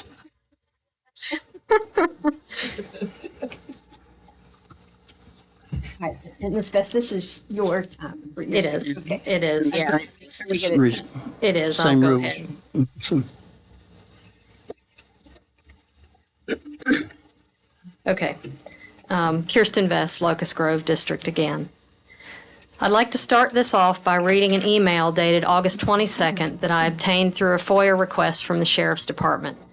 This email was from Dr. Millsaps to John McBroom, Sam Calhoun, and Jessica Taylor, and copied Kim Chitto, Mark Bolt, Kevin Sowers, and Joe Turman. Hi, folks. I hope you are well and have enjoyed some R&R. As a follow-up to our conversation, Chair Turman was wondering if you might be available to attend and present at our September 27th board meeting. It is our evening meeting, so likely around 7 p.m. Would that work for you? Also, would you be available to sit down with Kevin, Public Safety, Mark, Facilities and Building Permits, me, and perhaps the sheriff, sometime before the board meeting to start walking through your plans and how they relate to the existing ordinance? I think it might work best to meet with us first and then do the public meeting. In any case, let me know what might work best for you. My response when I read that was shame on you. Shame on you for totally ignoring Kelly Yates' request to be put on the agenda. She first asked this on August 9th, and all she heard was crickets. But you had already been talking with Floyd Fest, so you had no intention of granting her request. Shame on you for inviting only Floyd Fest to discuss the festival ordinance. What about all the other people and organizations that will have to abide by this revised ordinance? I guess they're screwed just like the citizens of Czech. Shame on you for doing all this behind the public's back and without our input. Oh, sure, there was a hearing today, but how convenient for you that it's during the day when most people can't come because they work. But you don't care, and you won't listen to a word any of us say today. You have this ordinance as an action item after your closed session, so what we see today is probably the final version. Because if you revise it again, you might actually have to have another public hearing. And you can't do that, or you risk delaying your buddy's destruction of Czech. We have been coming to you for over 4 months now with our concerns and documented facts about Floyd Fest shoehorning their festival into our little community, not onto the property, into the community. We have done what citizens should do and have a constitutional right, according to the First Amendment of the Bill of Rights, to petition the government for a redress of grievances. We have brought our grievances to you meeting after meeting, pleading with you to help, to listen, to empathize, and to act to protect the citizens of Czech. But you have done none of that. Instead, you have mocked us, berated us, laughed at us, and tried to cancel us from existence in your little world. You call yourselves representatives of the people when nothing could be further from the truth. You need to ask yourselves why you wanted to be an elected official. Was it truly to serve the people? Because that is not what you are doing now. You are serving special interests and anyone that unelected staff tells you is a good fit for Floyd County. You do that all without lifting a finger to do your own research. You've forgotten from whence you came. Or maybe you never wanted to serve the people at all. Which is it? You need to choose, or we will choose for you at the next election. Thank you.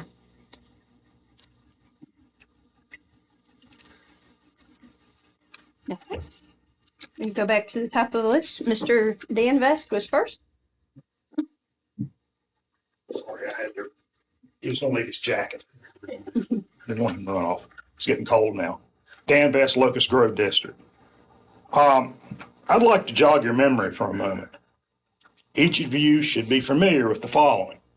I, any of your names, fill it in, do solemnly swear that I will support the Constitution of the United States and the Constitution of the State of Virginia, and that I will faithfully and impartially discharge and perform all duties incumbent upon me as a member of the Board of Supervisors, district whatever, for a term beginning and ending according to the best of my ability, so help me God.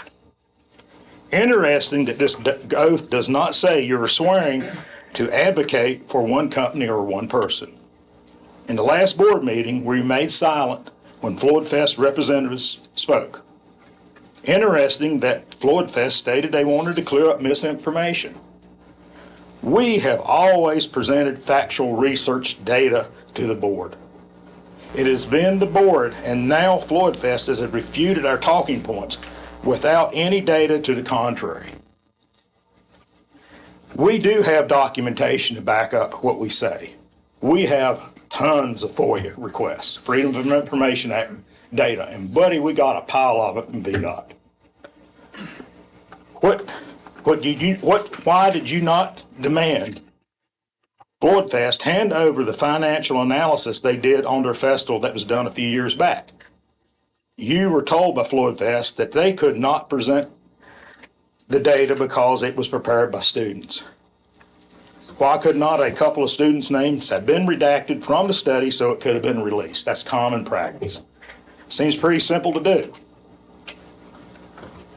I know the study was dated, but it would have given insight on how the county would benefit from the $3 to $4 million windfall claimed. Personally, I don't believe the student's identity was as much of a barrier as the possible divulgement of other investors who receive actual windfalls from this. Follow the money. I further question why you, the board, would accept a presumed financial analysis of results that no one has seen or vetted. Is this common practice? Also, Floyd Fest stated they would not cost the county a dime. Really? From all the data we've collected through the FOIA process at the county level, it sure appears that many man-hours have been spent meeting with Floyd Fest. I'd like to see the amount that Floyd Fest has reimbursed the county to date, since if the county in fact has not spent a dime to do all the pre-work coming up for the upcoming festival. Is this disregard to physical acumen? Hold on. one of the reasons why the county is $33 million in debt, as presented by Davenport 2 meetings back. Failure to properly protect the county from unexpected expenditures would certainly strain our limited tax base. Furthermore, you, the board, have not been silent, as can be discerned from the listening to the demeaning and mocking comments during board time. My time up? I heard something. 29 seconds. Okay. Furthermore, your board will, can be discerned from the demeaning, mocking comments during board time, saying why nothing can be done to help the citizens of Chat, having our community destroyed. It appears we need to do some box checking every November election to elect someone who will represent the people in this county. Thank you very much.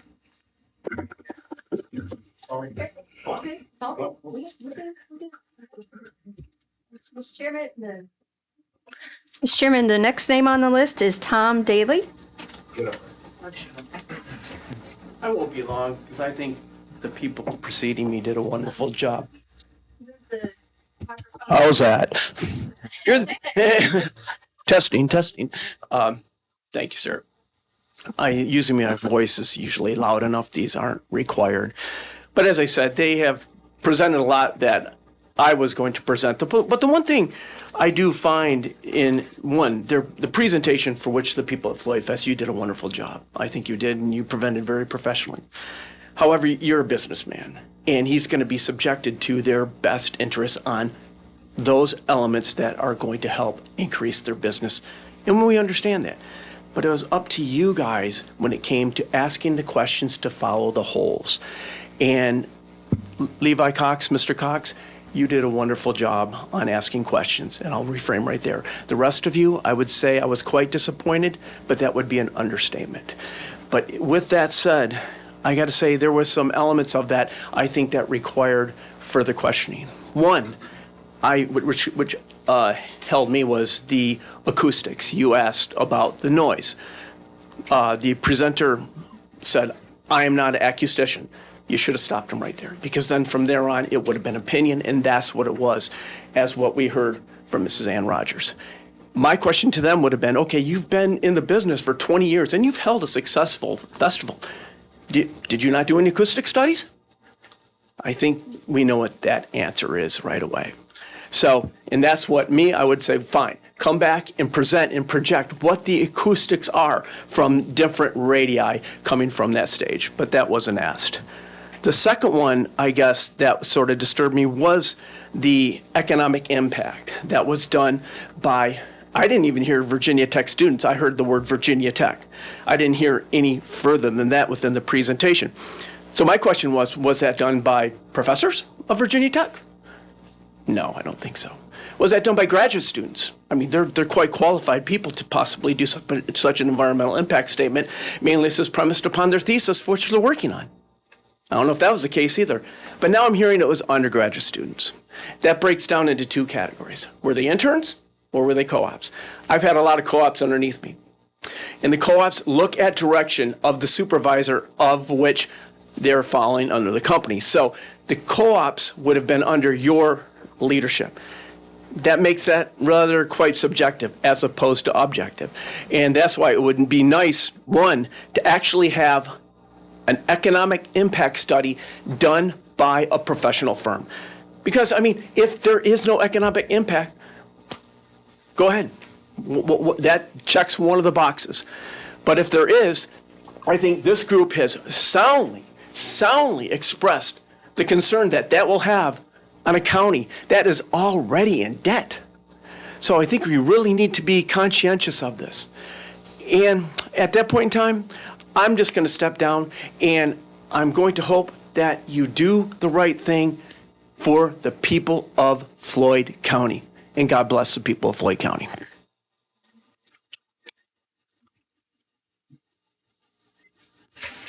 And Mr. Chair, the last person who signed up was Ms. Kelly Yates. All right. My name is Kelly Yates, and I live in the Locust Grove District. There's a saying that we're all familiar with: perception is reality. No truer phrase has ever been spoken. let's take some time to summarize the events of the last 2 months as it relates to the Floyd Fest issue. On August the 9th, I came to this meeting to request that the public servants on this board appoint a committee for the update of the Amusements and Entertainments Ordinance. This request was in response to the chairman's statement that the board was neutral. The chairman seems to be concerned that I've quoted this statement from time to time, and I'm not sure why. A board should be neutral. No one from the board should have to say or tell its citizens that they're neutral. It should be evident from their actions. So let's fast forward. After the August 9th meeting, I asked for time on the agenda, and that request was ignored. And then during the August 23rd meeting, when pressed as to why I wasn't on the agenda, the chairman stated that I, as a private citizen, had the responsibility to come up with a plan for the committee members, etc., and that the board can't just go around creating committees. Well, that's interesting, because the board has been creating committees. You've mentioned a few in the last couple weeks, including one for the radio updates, and I know you've created a subdivision ordinance committee. My father serves on it. You appointed him. So the perception is that you just don't want citizen input. You then had the administrator to call me to ask if I had a proposal ready the day before you announced a hearing on this ordinance. I perceived then that you never intended on acting on any proposal that I would have ever made. You just wanted to make it look like you cared.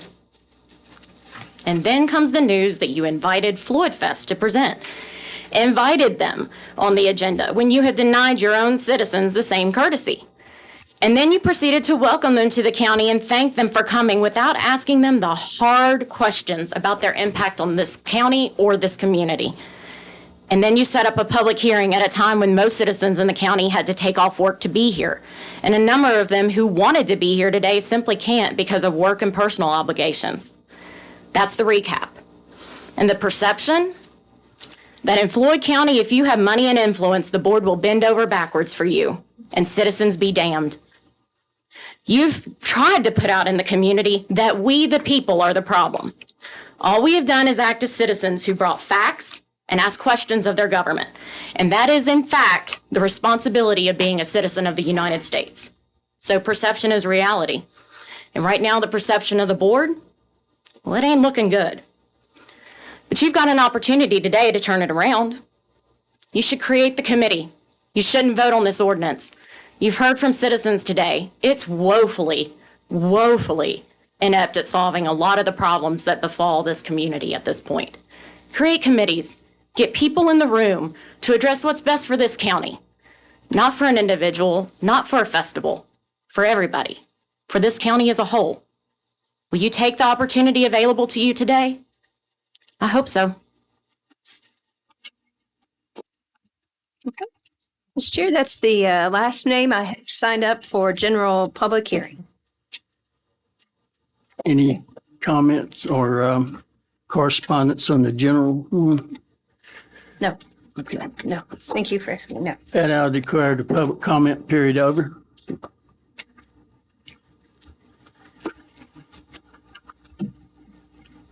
Okay. Next will be our old business, our closed session. Yes, Mr. Chairman. So next on your agenda, you have listed a closed session related to multiple items: advanced manufacturing, economic development prospects, facility requirements, and opioid legislation and financial issues.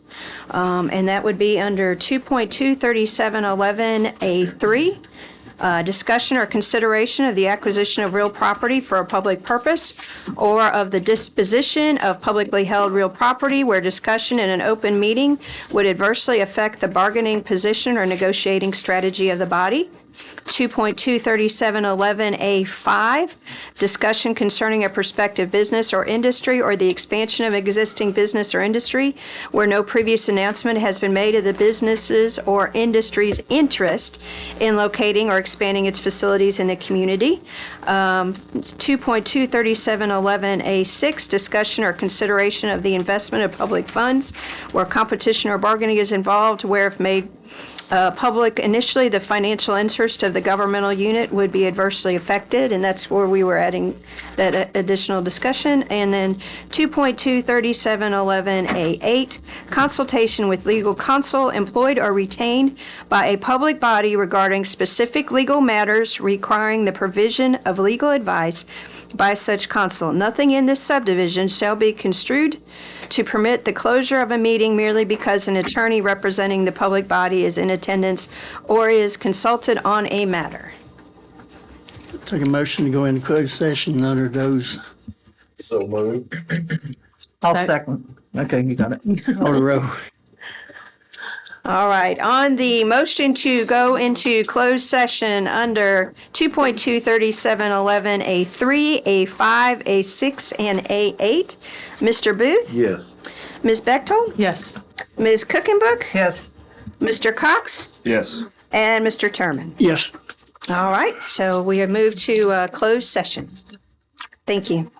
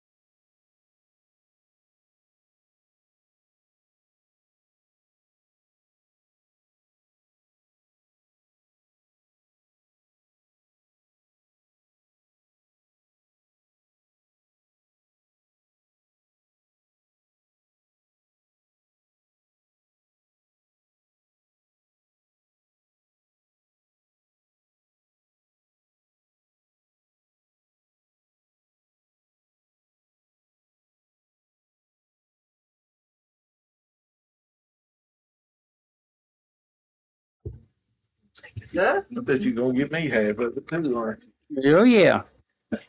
Absolutely. Make a motion to come out of closed session. So moved. I'll second.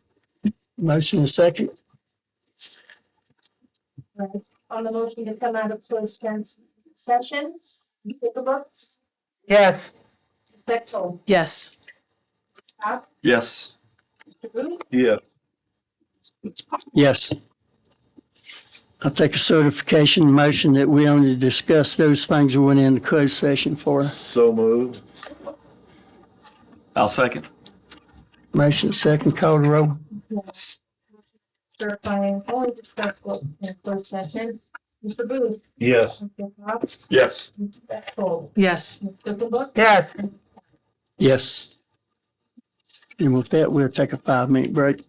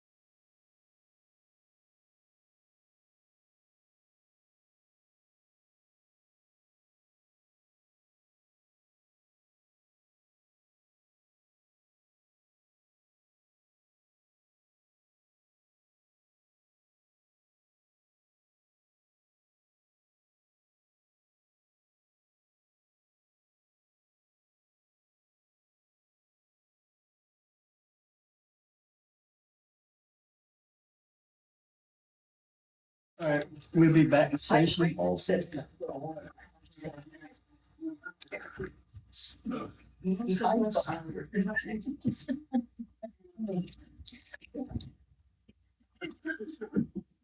Yeah. Next on our agenda is Floyd County Festival Ordinance. Anybody got anything to express? I'm sorry, I didn't turn my mic on. Well, I'll go back to my two changes. If you would. Right, which was under 634.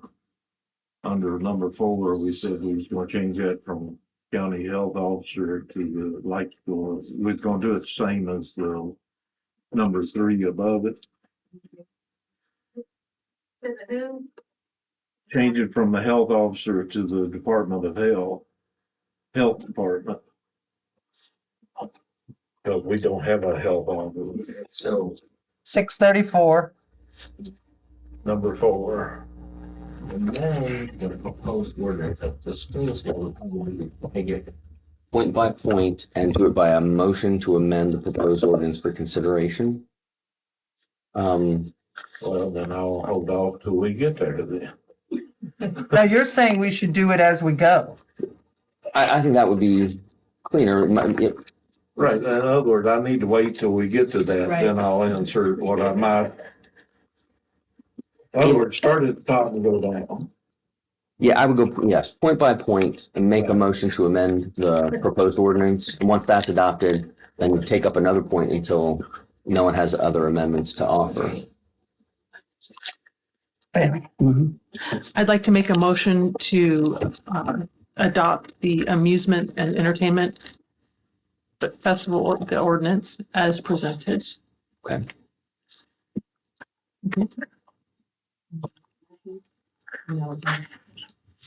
Oh, we need a second. After you get a second. Right. You got a motion? You go. I know, I mean, a second, so. You had a motion as presented. We need a second and then we can have. Then we can change it. As long as we can go back and talk and change something, yeah. We need a second though, then we can do that. I'll second. And all a second does is express that the board considers this worthy of discussion and debate. Doesn't mean you support it as proposed. And then we can make the necessary changes as we go. Correct.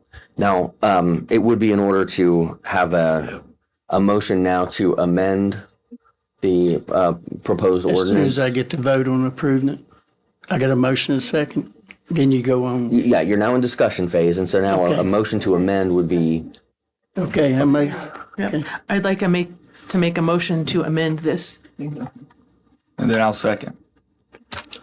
okay, so to amplify clarify the motion, we were talking about the reference in subsection 4 of section 6-34.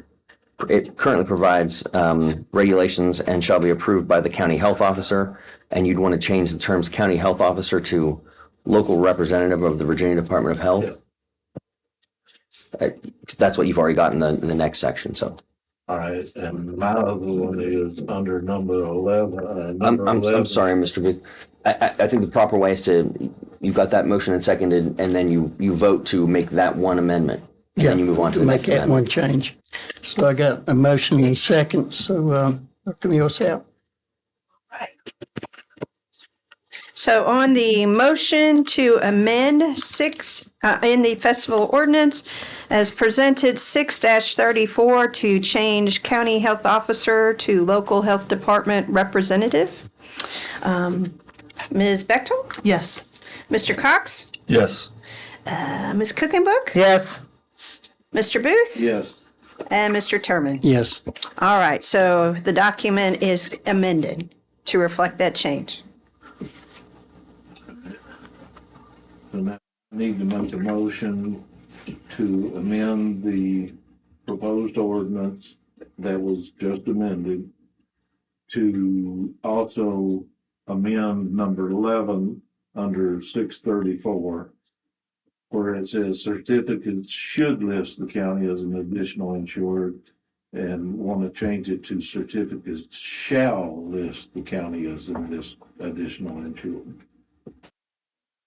Your standard, that's okay. Yeah, I got a motion. We have a second.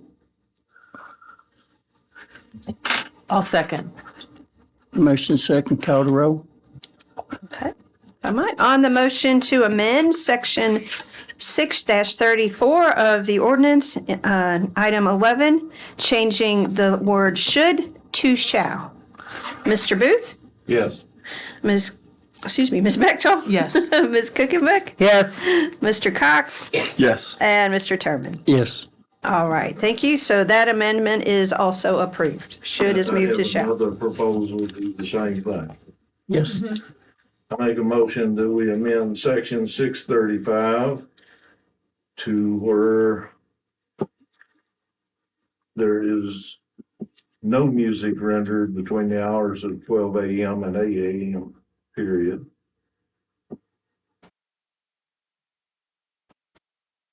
Regardless of the night. No matter what. Can I clarify, do you want amplified or not? No music. No music. Okay, just clarify. Okay. Between 12 a.m. and 8 a.m. any day of the week. And I'm reflecting what I've heard from some of my constituents. Before there's any other action, just to sort of restate how I would the amended language would be essentially you'd be dropping amplified, and it would say music shall not be rendered between the hours of 12 a.m. and 8 a.m. Period. Which was pretty close to what it was before 2017.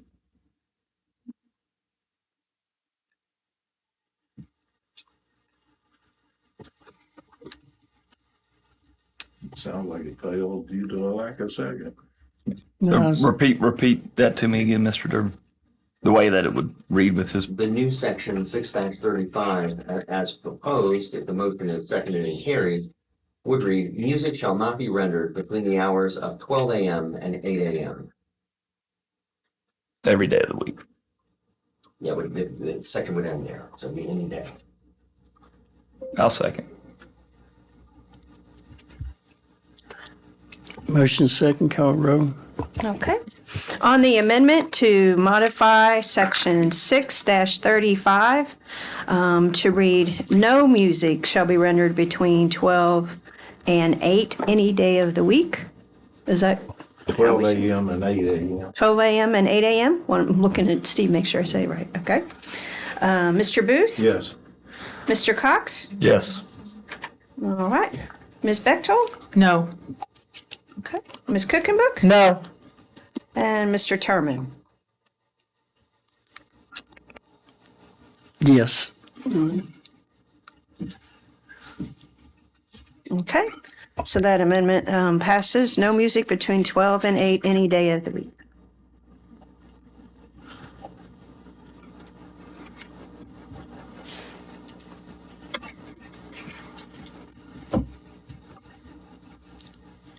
You done? I don't know how to word it, or somebody else can jump in. I don't No. have to be the only one. No. I don't know how you want to word it on changing the bond so that staff can adjust that bond to the event, period. So it would look like what we're saying with insurance.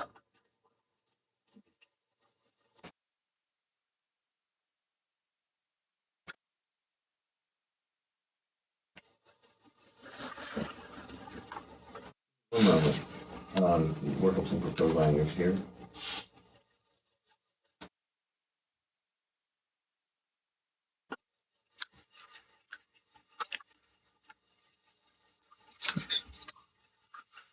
One option would be, you could make a motion to amend section 6-37 subsection 1 to remove in the amount of $25,000 and replace those words with in an amount determined by the agent to adequately defray costs to the county occasioned by such festival.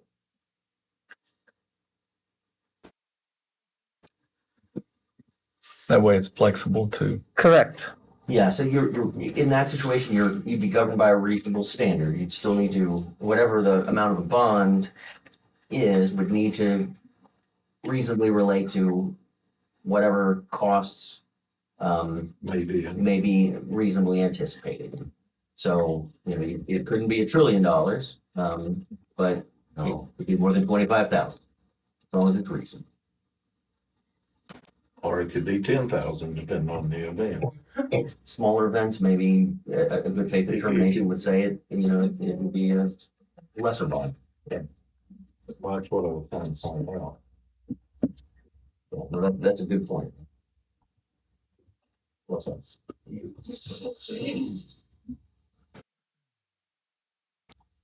So we had a motion on that? Let me understand this, you're removing the 25,000 and it's going to be left up to the agent to determine what they, maybe the actual cost or whatever. Yes, what Oh, are the okay. likely Whatever's incurred. costs that Yeah. the county may incur. Okay, I got a motion. I'll make that motion. I'll second.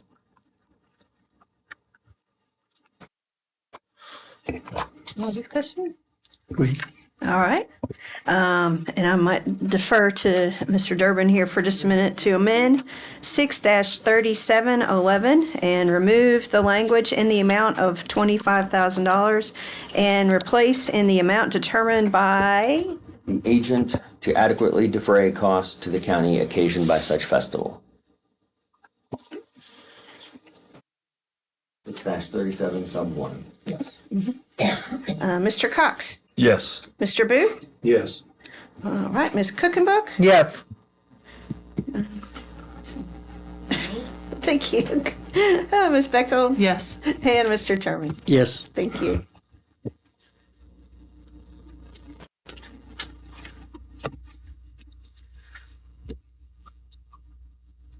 Anyone else have any changes?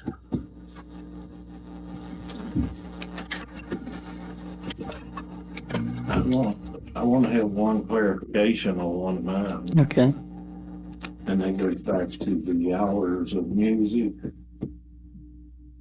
Now, that would be on stages or entertainment purposes.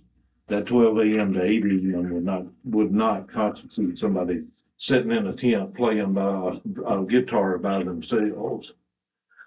That's not how I would interpret the. No, that time frame is for the entertainment for the masses. That's how I would interpret it. Well, that's how it's intended. I just wanted to clarify that. Was what I was thinking. So you're saying a campfire? That's not what I'm talking about. Okay, I'm talking about the entertainment of the event purposes. gotcha.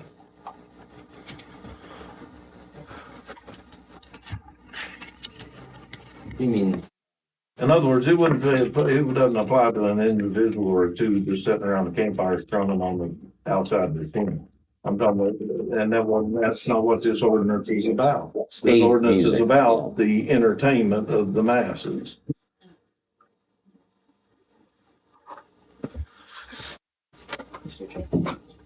Yeah. Go ahead.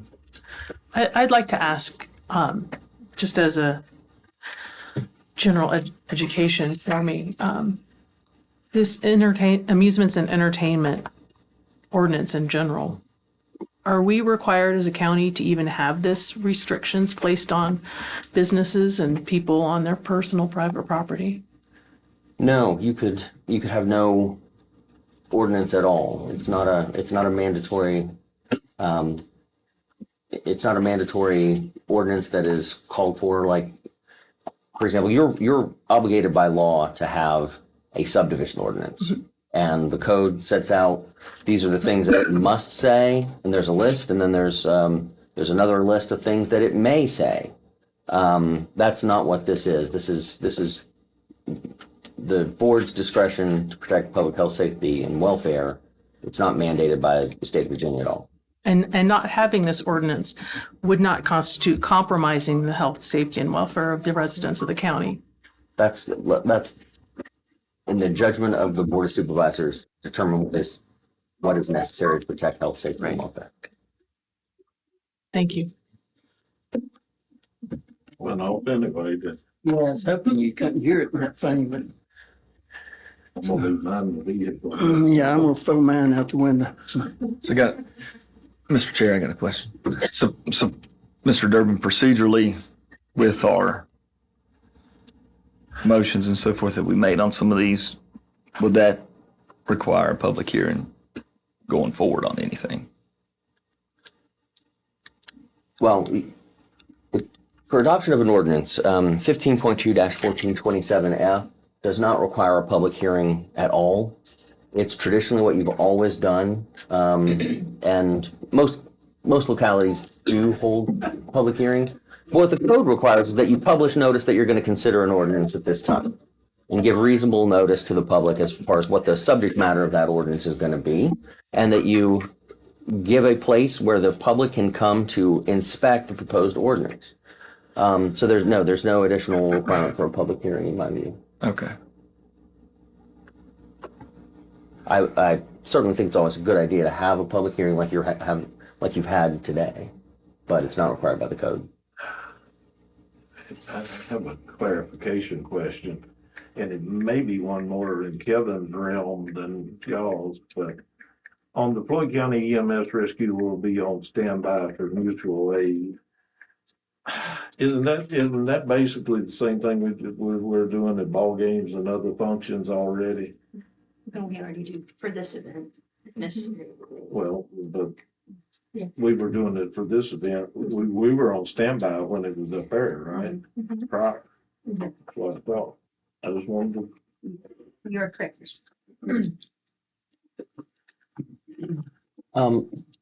Mr. Chairman, if I may.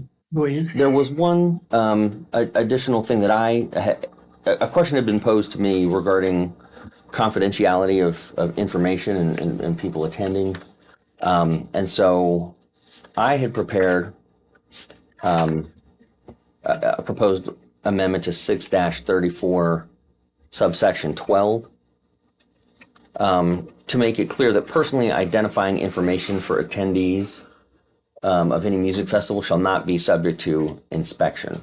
In other words, I think that the point of that section, what I was trying to express was that we want to know that you're keeping records of how many people you have on site. It's the number of people that's important as far from a public health, safety, and welfare, not the identities of the people.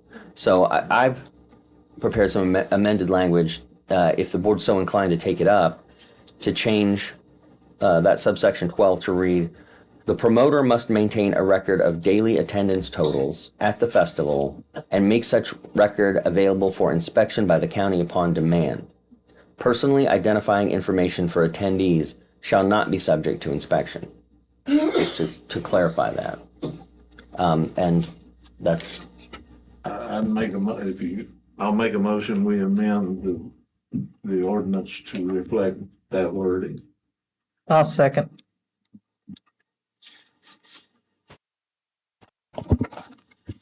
All right, on the, Mr. Chair, if I might, on the amendment to 6-34 sub 12, to make the changes as outlined by Mr. Durbin.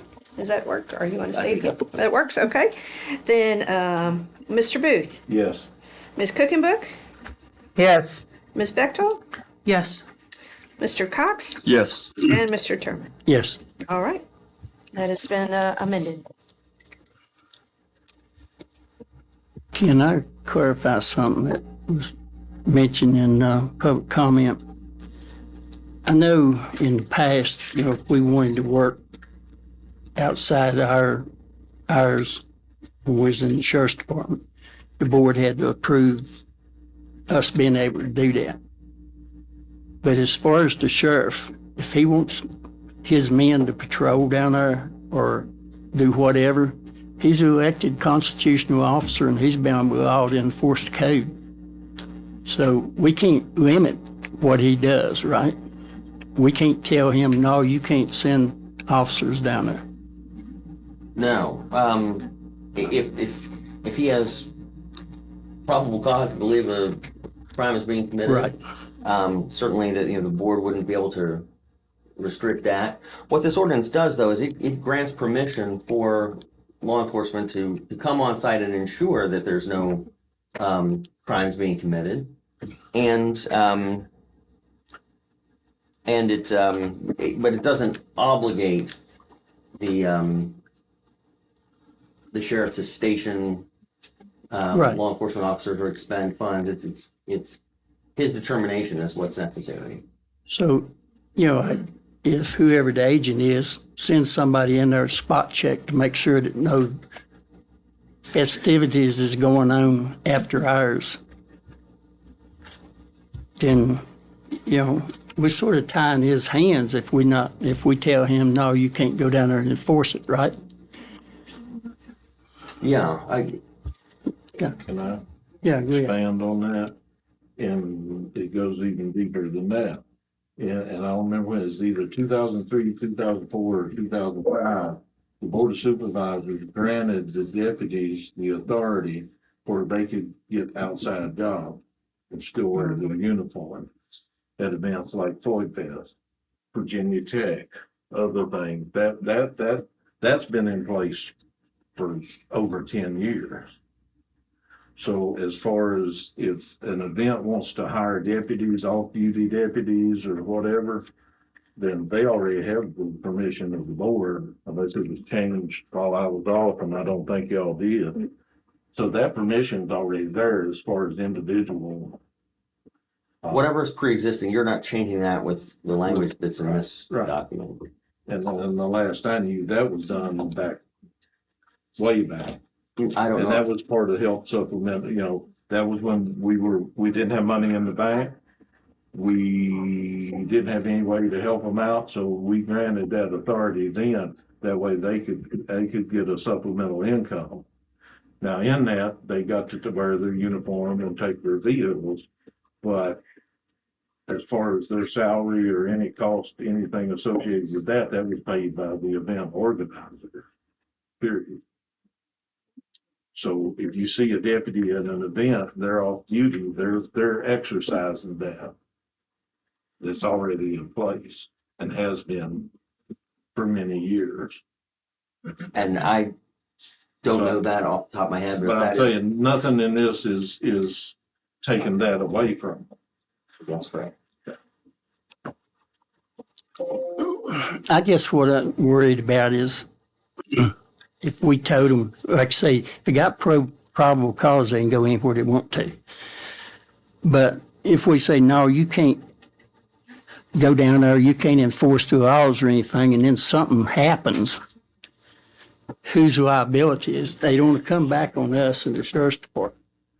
I would put it this way. I would not advise the county to propose an ordinance that would restrict areas of the county. No, that's what I'm getting at. I doubt you have authority to do that because he's a constitutional officer sworn to uphold the laws within the locality. Yeah, I was gonna say, we don't have the authority to do that either. I think they got a code Within- section called malfeasance in office to take care of that. With any Quite a few cases constitutional officer, Right. period. So, on that topic.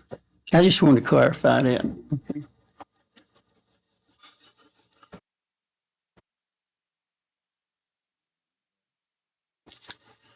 2 hours ago. Covered. You good?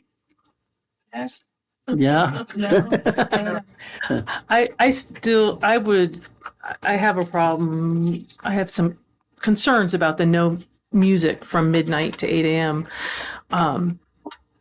I would prefer there to be no amplified music from midnight to 2 a.m. to allow the smaller stages and for Yoga Jam to have their stuff after midnight and replenish. So there's still some flexibility between midnight and 2 a.m.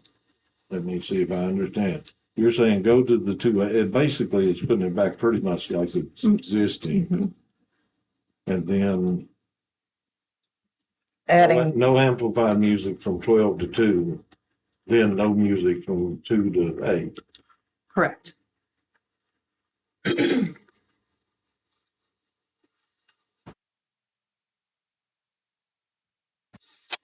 Because even, I mean, at Yoga Jam, even though the drums are not amplified, they're heard very clearly. Oh, I'm miles 3 mile away to and my I can hear house. them, yeah. So this ordinance is so restrictive on personal rights to begin with that I'm really hesitant to restrict even further for something that is just, we can't be afraid of the boogeyman outside the door. We need to respect people's rights on all counts.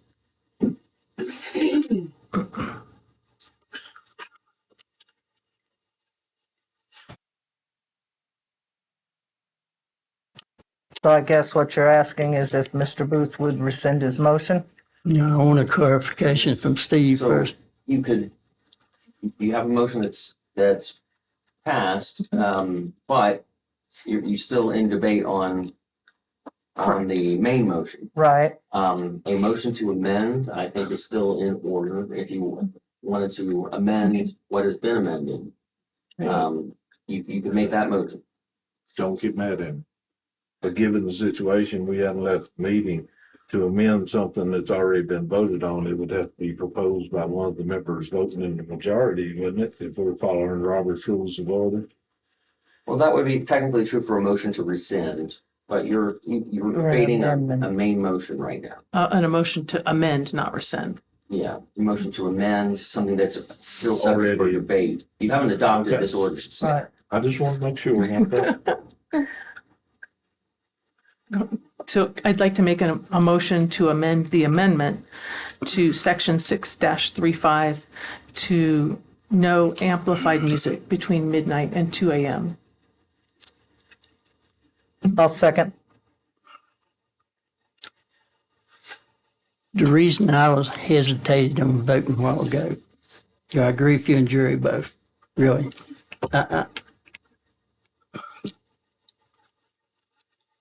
It's hard for me to articulate what I mean, but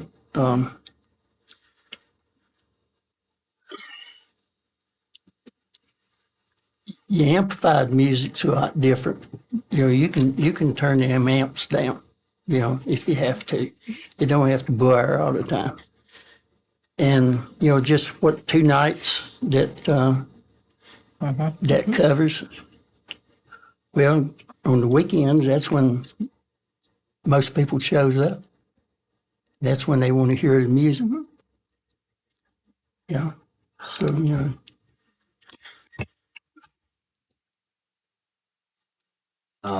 it's devil in the deep blue sea, really. Yes. Well, her motion was to change it. Right, yeah. I'm just giving you my. No, I understand. Yeah. What I'm pointing out is she didn't set it on any dates. It's any day of the week. From 12 to 2, it would not be amplified, if I understood you. But it would allow music until. It's more than just a campfire sing-along. Right. That we're talking about. Right. But unplugged, no amplification.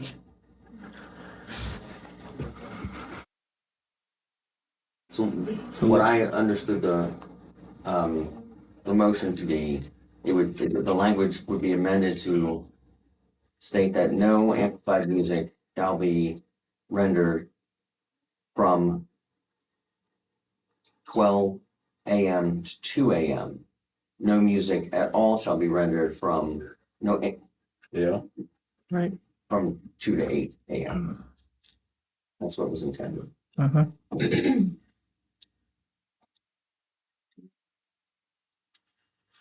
mean, the difference on the amplified,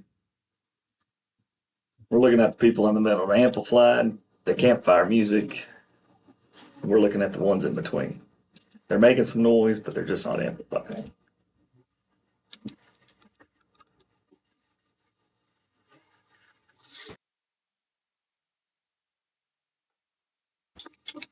Which one was it? 6 what? 6-35. So as it would apply to Yoga Jam, for instance, So like the drums. I'll still listen to their drums. the drums would be able to go until 2. Correct. And It's just, not amplified. correct, And replenish the same way. correct. Yeah, it's the sound of freedom till 2 in the morning. Right. That's the way I'm interpreting the proposed language. Correct. It's the sound of freedom, but I mean, at the same time, I don't like for my neighbor's dog to be barking all night either. Right. But we don't have an ordinance to Right. stop him.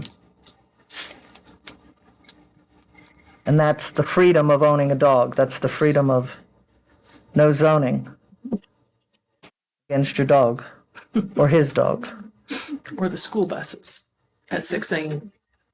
or the tractors at 1 in the morning before the rains come. I mean, but So- for that matter, we shouldn't even have An ordinance. entertain a festival ordinance We could vote on that. for the freedom of the Well, citizens. There you go. well, that, Well, I've never been a fan of zoning by ordinance in this county. My record of voting shows that when our wind height of any kind of wind turbine, your former colleague sitting in your chair, Justin, and I, Supervisor Coleman voted no. Not that I don't want to not look at something on a ridge line, but it's whether or not that property owner has the right to do that. I don't know that I really want a 200-head hog farm next to my land where I live. But that is a farmer's right to grow hogs and all their noise and dirt and smell. They have the right to do that. So I have never been a fan of taking away the property rights of others in a county where we have not sat down to look at a way to control if that's what the citizens of this county wanted in the form of a zoning ordinance. But that's not what the citizens of this county want. I've heard that over and over again. And so zoning by ordinance is just not what I like to do. So that would change the 12 a.m. to 8 a.m. to 2 a.m. too. Full music till Amplified music. Amplified music would be from 12 to 2, then no music from 2 to 8. If I understood you. No. You were saying non-amplified. right, From 12 to 2. Right. right. Oh, okay. So drums, for example, that's the easiest way for me to think about it. Yeah. Drums. So Yoga Jam jumps. Replenish guitars. Second floor, I have a question for the vote. Yeah. That's what I'm doing.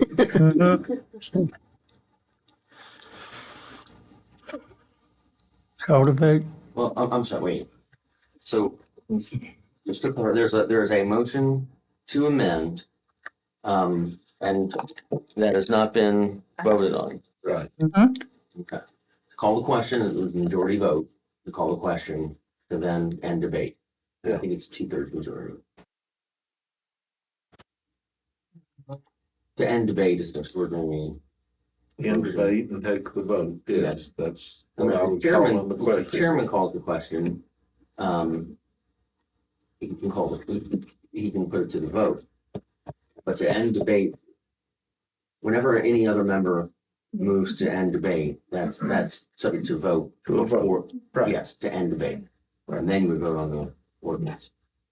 You vote on the ending of debate first, and then if that passes, then you can move on to the other vote. Yeah. And that's what I was invoking. Okay. So we are not going to vote on a motion that was, No. We did that first. You got to. No, you got to end it. okay, gotcha. End debate. Gotcha. Then we'll go on. So we got to vote on ending the debate. Unless you call for a vote. on the amendment. Okay. On the ordinance. On the ordinance, then as. Oh, okay. So we have to vote on this amendment still. Yes. Yes. Yeah. Y'all done lost me again. You're calling for a vote on ending the debate. All right, that's what I said. Okay. So my motion to have amplified music from midnight to 2 a.m., are we voting on that? We will vote on Okay. that after this vote, if debate's ended. If See, the we've been majority sitting here wants- talking about it. Okay. All I'm saying Okay. is. If the let's majority just wants to keep quit talking about Okay. it, then we'll keep talking about it. Just getting, So I take a motion to end the debate. I made that motion. Okay. I'll second. Motion second, go ahead. It's gotta be 2/3, right? Yes, the motion to end debate on the motion to make the amendment that Supervisor Bexel had proposed. We didn't get him confused. yeah.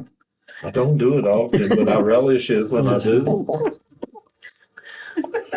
Okay, now, Mr. Make sure I'm doing this right. So on the motion to end debate on the amendment previously offered by Ms. Bechtold to make changes to the hours when amplified and unamplified music would be allowed. Mr. Booth? Yes. Mr. Cox? Yes. Ms. Bechtold? Yes. Ms. Kuchenbuck? Yes. And Mr. Turpin? Yes. Okay. So the next would be, Debate's ended, so now you put that motion to amend juries. to a vote. Yes. So the motion that's before you for a vote at the moment is to revise section 6-35 to read, no amplified music shall be rendered from the hours of 12 until 2 a.m., 12 a.m. to 2 a.m., and music shall not be rendered from the hours of 2 a.m. to 8 a.m. Did you read that again? No amplified music shall be rendered between the hours of 12 a.m. and 2 a.m., and no music shall be rendered from the hours of 2 a.m. to 8 a.m. Okay.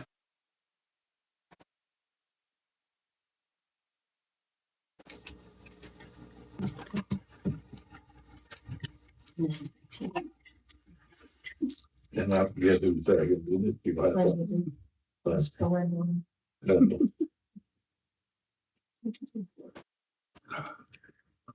No, this is Kalinda and Linda. Linda and Linda. Okay, thank you.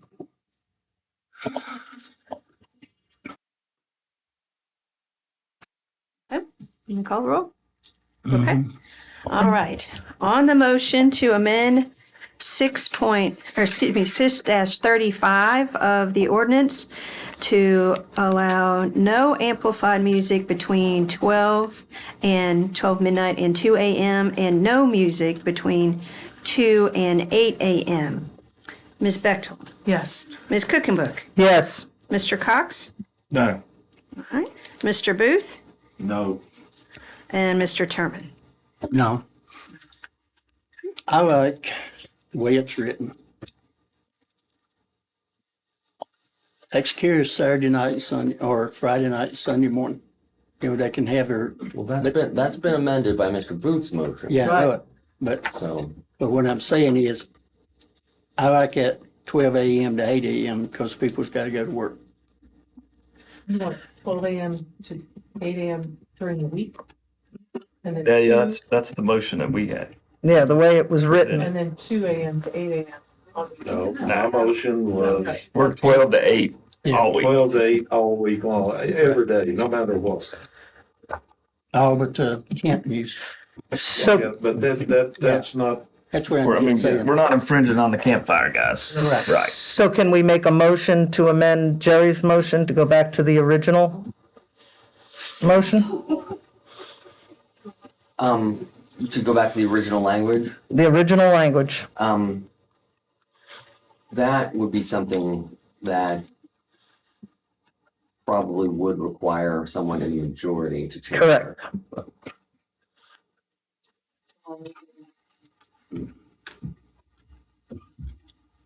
And I'm not doing this I'm trying to stay neutral. I'm not doing anything to hurt Yoga Jam or trying to help or hurt or anybody. I'm just reflecting on that particular thing that certain people in my district reach out to me and I reach out to others about that time Pacific. And they felt that it should be back like it was. It should have never been changed in 2017 for whatever reason. And that's just where I'm reflecting. I'm not trying to hurt or help anyone. Okay, well, I mean, I'm trying to be balanced as I can on it, but and that applies to any event, no matter what, it's even across the board. It doesn't apply to Dogtown and Wilson.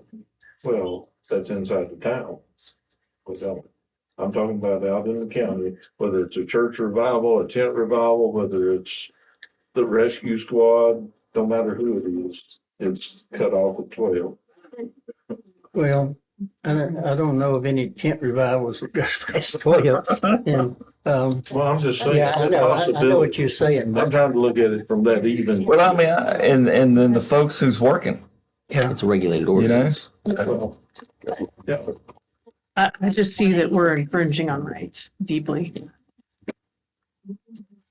So tent revival's not subject to a permit here. but not. I mean, it's And it's not not the guy at the festival who's just chilling out at his.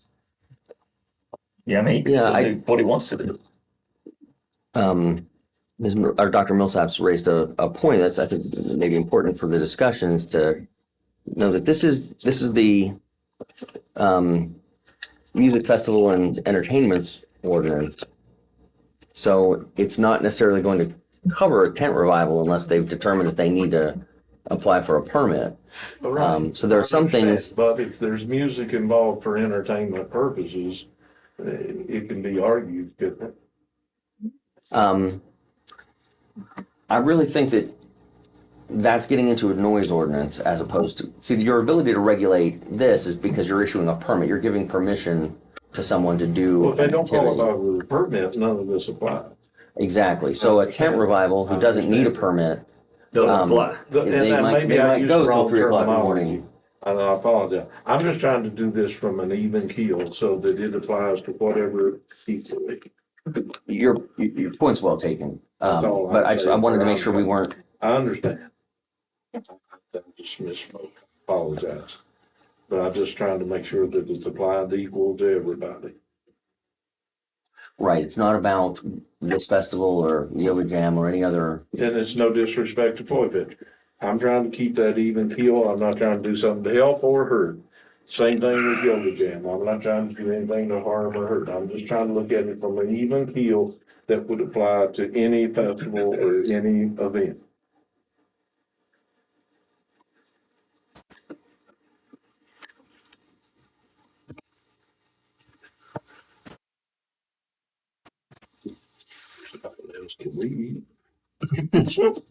You have a amended proposed ordinance before you, but the ordinance is, and there is a motion.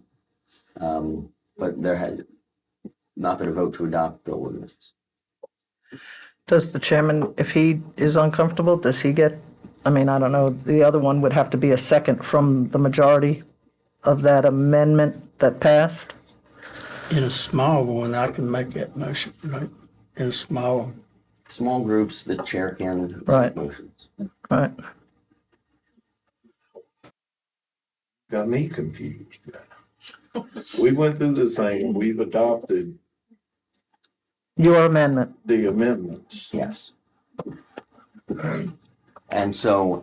So now you're saying we have to re-adopt the whole thing as amended in one motion?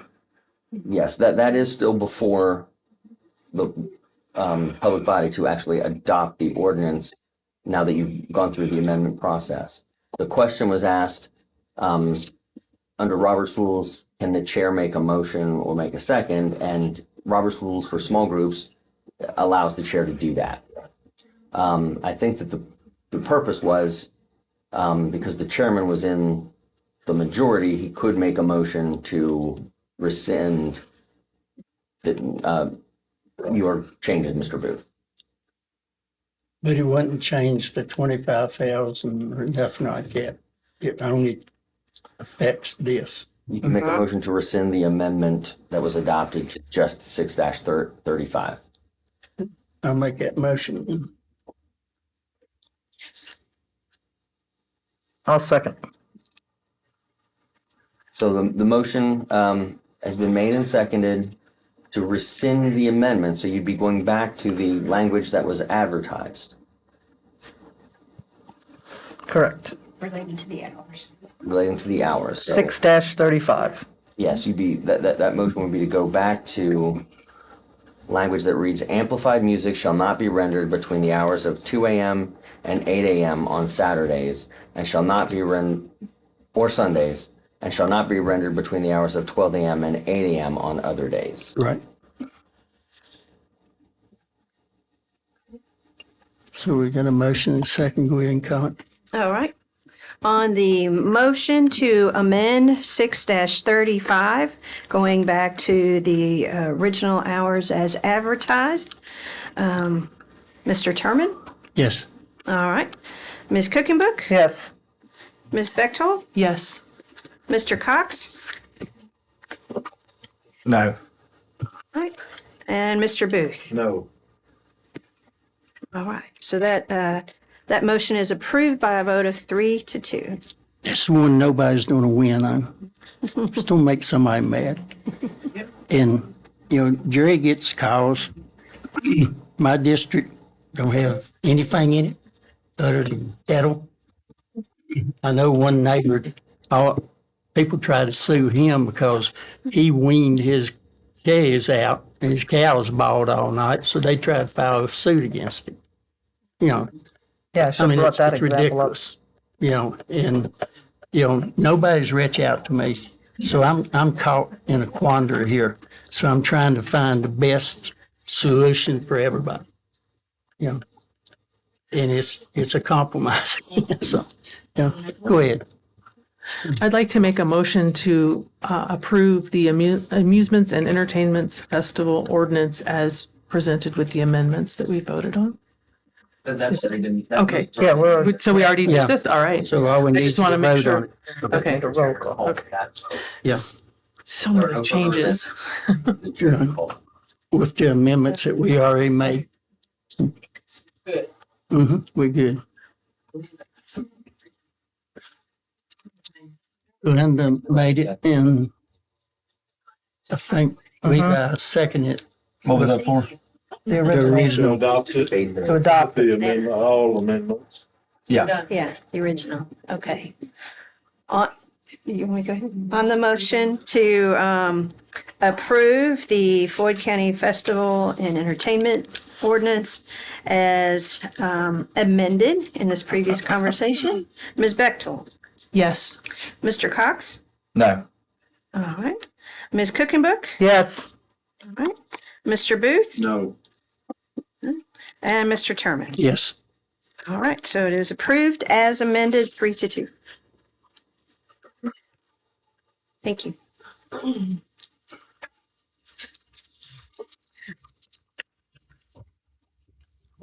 We're not gonna win every one, so. Maybe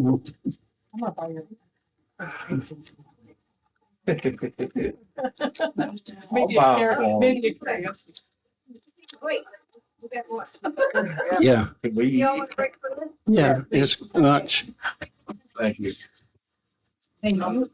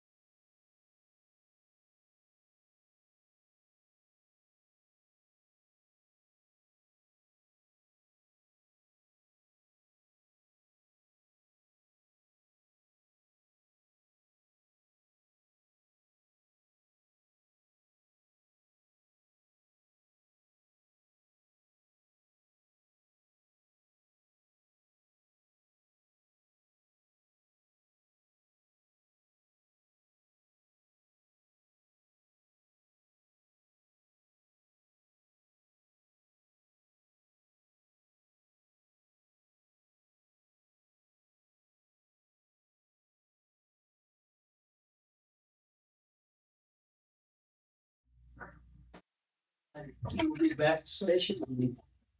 Yes, yes, we're gonna approve that. Good afternoon to y'all. Is this on? Okay. Good afternoon. Chris, would you? Okay. There we go. Okay. Thank you. All right. Last time I come to the board to review the tax relief for the elderly and disabled was in 2018. So y'all wanted me to sort of stay on a 4-year cycle to address that we're staying in with all the other localities. So you should see a chart that was submitted with all the counties that we checked in the area. Last year, we moved it up to 25,000 for the gross combined sales, cannot exceed that, and the net worth cannot exceed 125,000. And that gives them, if they're eligible and they qualify, they get a $200 discount on the real estate tax ticket. It only does real estate. So that usually is $100 off the first half and the other half the second, but it's up to $200, no more than that. I want to make sure you all have found it, sorry, in your packet, what Lisa had sent. It's listed under 12C. 12C, yeah. Yes.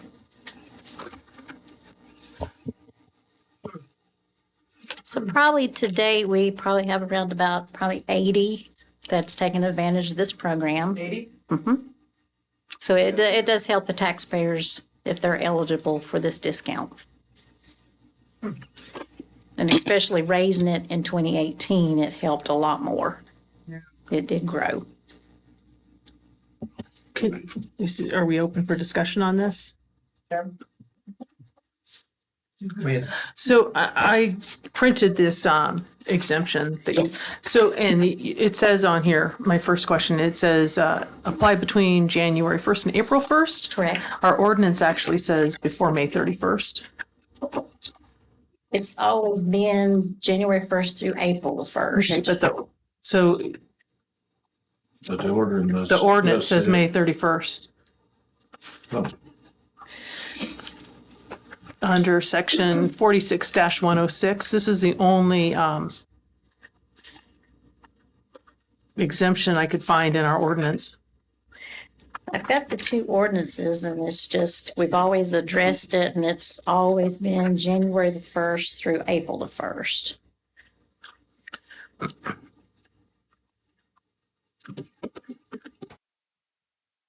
So we need to either change the ordinance to match that or change that to Correct. match the ordinance. And when are the the vehicle assessments sent out? When are they actually mailed?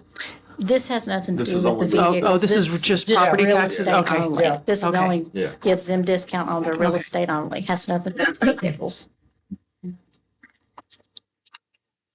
I couldn't find the vehicle one at all. May I? Go ahead. I am just wondering, given our circumstances in the world these days, if maybe we couldn't come up a little more. I think we need to go well above the 25. I'm thinking the same thing. I don't know if we go to 51 like Montgomery or 50 like Salem, but I'm in the 30. 35? Yeah, I was Yeah. getting ready to say I'd 35, 40? 35%. I'd actually like to look at removing the total assets because you can be absolutely land rich and cash poor living on a family farm that's been in your home, family Yeah. for generations, paid off, worth millions, and have absolutely not a penny to your name. So I think, And there are some folks that could qualify in that. We would have to let Steve look at the statutory Right. requirements. Yeah. but I yeah, want to say net worth's part of the statutory requirements, isn't it? I have to check with Mr. Durbin just to confirm that, to make sure. But I think, Yeah, but there is several that have applied, but due to them owning multiple properties, they're not eligible. yeah, a 'Cause gentleman. we only I take don't away. disagree with you, but I don't know that. we can Yeah, take what it we out. legally can do. Now, we might be able to raise it. I know we can raise it, but I don't know if we can take it out, but I'd entertain that. I mean, because even if you're living on Social Security and you end up following into the gross combined income, but like Kalinda has said, you end up owning even if it's just a 50-acre farm. Right, that's gonna make you not eligible due to the Yeah. value. Yeah, at this rate. I got a question, Mr. Chairman. Is that all right? I'm in agreement with what they say about raising this threshold and stuff, but just a question. the 80 that's taking advantage of this program right now, what do you think that equates to the tax exemption that's not being having to be paid at the moment? You got like a rough figure of what the We do Like the it not percentages? with us, yeah. yeah. But I think it should be raised up. I also like the idea about the net worth being looked at too. Yeah. But would we have to do a motion on raising the, but we might as well just wait for Steve, huh?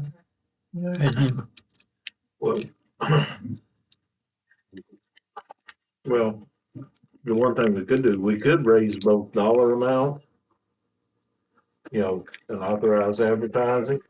And if we do away with one, that's less restrictive, so we wouldn't have to go through a public hearing again. So if we wanted to settle on amounts, we could do that, I think.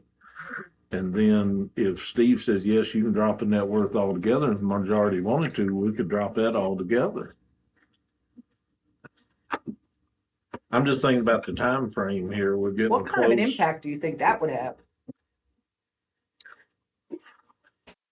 You'll have a lot more people being able to go in it, especially if they're able to pass the combined income, depending on what amount y'all have. And then the net worth could be drastic, yeah. One of my other concerns, Drastic? Is that the word you just used? It would be a lot for, Yeah. there's a lot of elderly Yeah. people employed, so that would help them a lot, what, really. Yeah, because we got a lot of retired people in this county. They're trying to hang on to their land. Right. Yeah. Because it's the combined income. right. So can we, instead of doing a straight combined income, that's a flat, single family, 10 million people living in the house, could we use the Virginia HHS poverty guidelines that are adjusted for number and family, which would, for a family of one, would put your gross monthly income at 2831.25, and then go up from there depending on how many people are in your home. So it would be, and it's adjusted, it's evaluated every year. It comes out the first January 1st. In other words, use those numbers instead of just picking our Correct. number. Instead of dartboard income. Yeah. This is only for their primary Yeah, Right. residence. Yeah, we take away the value of the home and the home site, but then everything 1 else acre. has to be added. You said it's 1 acre, the value of the home and 1 acre. Right. So you not still pay for homestead. your 10 acres down the I road. don't know if that's good or bad. When who bought them? Yeah. It's only $200 off, that's max. Right. Right. That's all that's Right. allowed. By it law could or go by from- ordinance? But it could go from 80 to, You've probably been the hundreds of people. I was gonna say 500. Possibly. Possibly? No, I wouldn't say Maybe not that. much? No, I wouldn't say that much. 350? 2 to 250. Yeah, probably I would say you might be close to the 200s. Okay. After the word gets out and people are eligible and read Right. their papers and $200 is a huge discount to these people. Right. That helps. And it's just off real estate. That's all. Right. This is real Here's the estate. property only. guides. So the 200 is something that's already set, or it's because of the 25,000? 200's been what's been set from the very get-go of the elderly tax relief by the By board. this board. So the 200 to 25, Yeah, all that's- that can be adjusted. Yeah, that's always been set by the board. I just bring it to your attention when it needs to be addressed. Yep, every 4 Yeah, years. y'all, yeah. I got it. We just carry out what you adopt. Well, and Given Mr. our circumstances over the last 4 years, I think we need to adjust. Yeah, because when we did it in 2018, a lot more people were eligible and they were very thankful. Yeah. If I might, Mr. Chair, if I could help clarify something with Ms. Bechtold's suggestion, those numbers are adjusted by the state on a regular basis. So to the point just made by Ms. Baker, the poverty numbers. So then not grand amounts, but as things change, then you wouldn't have as many people falling off just because they didn't meet this particular income number, because it's essentially indexed. So just clarify that. For 3 years, that there's no changes.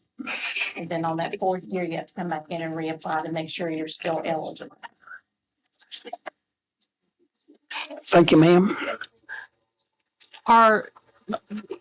Is this exemption potential included in the property tax bills that are mailed out, or do people need to is this information sent to them, or do they need to inquire? It's in the back of the treasurer's tax ticket, finds there is a program. There you go. Okay. Taught me something. Well, sometimes it works and sometimes it don't.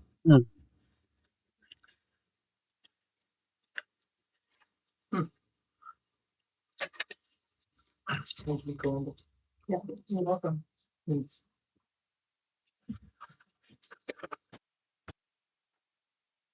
Counties in Salem was very interested, isn't it? Mm-hmm. Yeah, they are. I was just looking at that. Some Social Security yearly, And then some of ours, when they come in, some of them, they don't, of course, they don't pass the combined, the first part. So we don't even get to go to the back part. Yeah, if they have a pension and their Social Security and both of them work, I can see where. Yeah. So What is the poverty level right now? Is it about 19 or 20? In our county? Yeah, the poverty level ratio. Nationwide? As far as it's either 19 or 20,000. I want to say it's 23. Is it up that high now? I think it went Yeah, I up. was thinking it was like 23,000 Yeah, or that's 20. what I'm Yeah, thinking. it was in the 20s. Are we Googling that? County Administrator? That's right, property guidance, 28 states, 2022. So 100% of poverty, this is national. Okay. No, that's what we were asking. 100% of poverty is for one person is $13,590. For two people, $18,300, $310. Jerry went from. And 3 people, About said 19. 19 to 4 20. people, 27,750. Yeah, I was thinking that, Well, you get to come on down. with the combined income around 19 or 20, but it had been a while since I looked at it. And the way that the ordinance was wrote in the past, it excludes the first 6,000 of each relative occupying the dwelling other than the spouse. So if an elderly parent or Right. Yeah, so. uncle Yeah, you include Or 6,000 an of their adult social or an security. adult child. So some of that Does bumps it- out the elderly as well. Linda, does that show poverty rate for us? What I just read to you is the national number excluding Alaska and Hawaii. So I can go back and look for a Virginia rate, which is what Ms. Bechtold was saying. But this is what I read to you is the national rate. So $13,590 for a family of one, $18,340 for a family of two, $23,030 for a family of three, and $27,750 for a family of four. But again, that's nationwide, so now I look. Yeah, but I was thinking over in that consortium meeting the other day, we talked about that. And for some reason, 23,000 stuck in my head.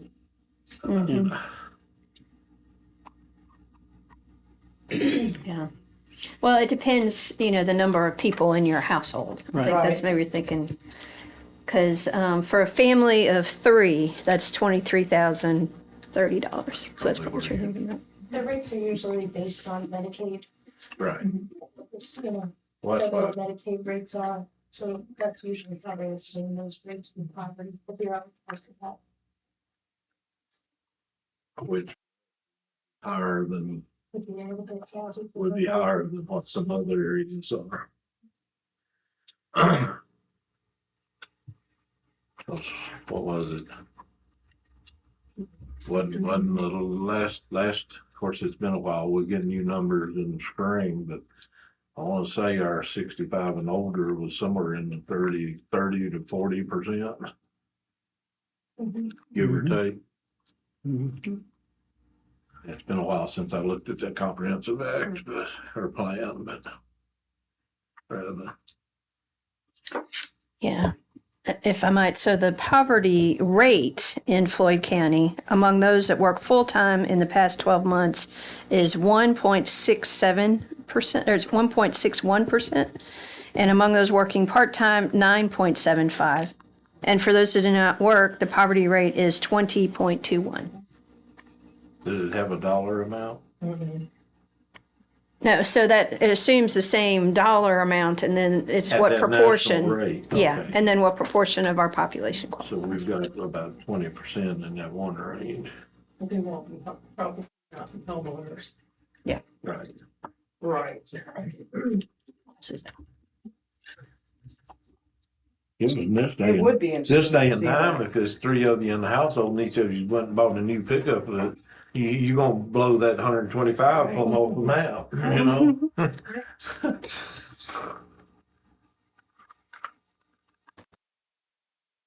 I think we ought to go to 35 and at least 150, but that's just me. I think 35 is fair, for sure. And go to 150 till we find out whether we can leave that or take it plumb out. That would be my suggestion, but Yeah. I'm not wanting to put us in a bind, but we have people that we know need help. I would like to look at net worth not including real estate, you know, to help protect the family farm. If we can do that. Yeah. Yeah, that's one thing Steve would have to check on. Right. And do we look at income, all income, or only taxable income? I would have to get with Steve on that. I don't know how much I think it's been a long time since I've seen that code section, so I can't.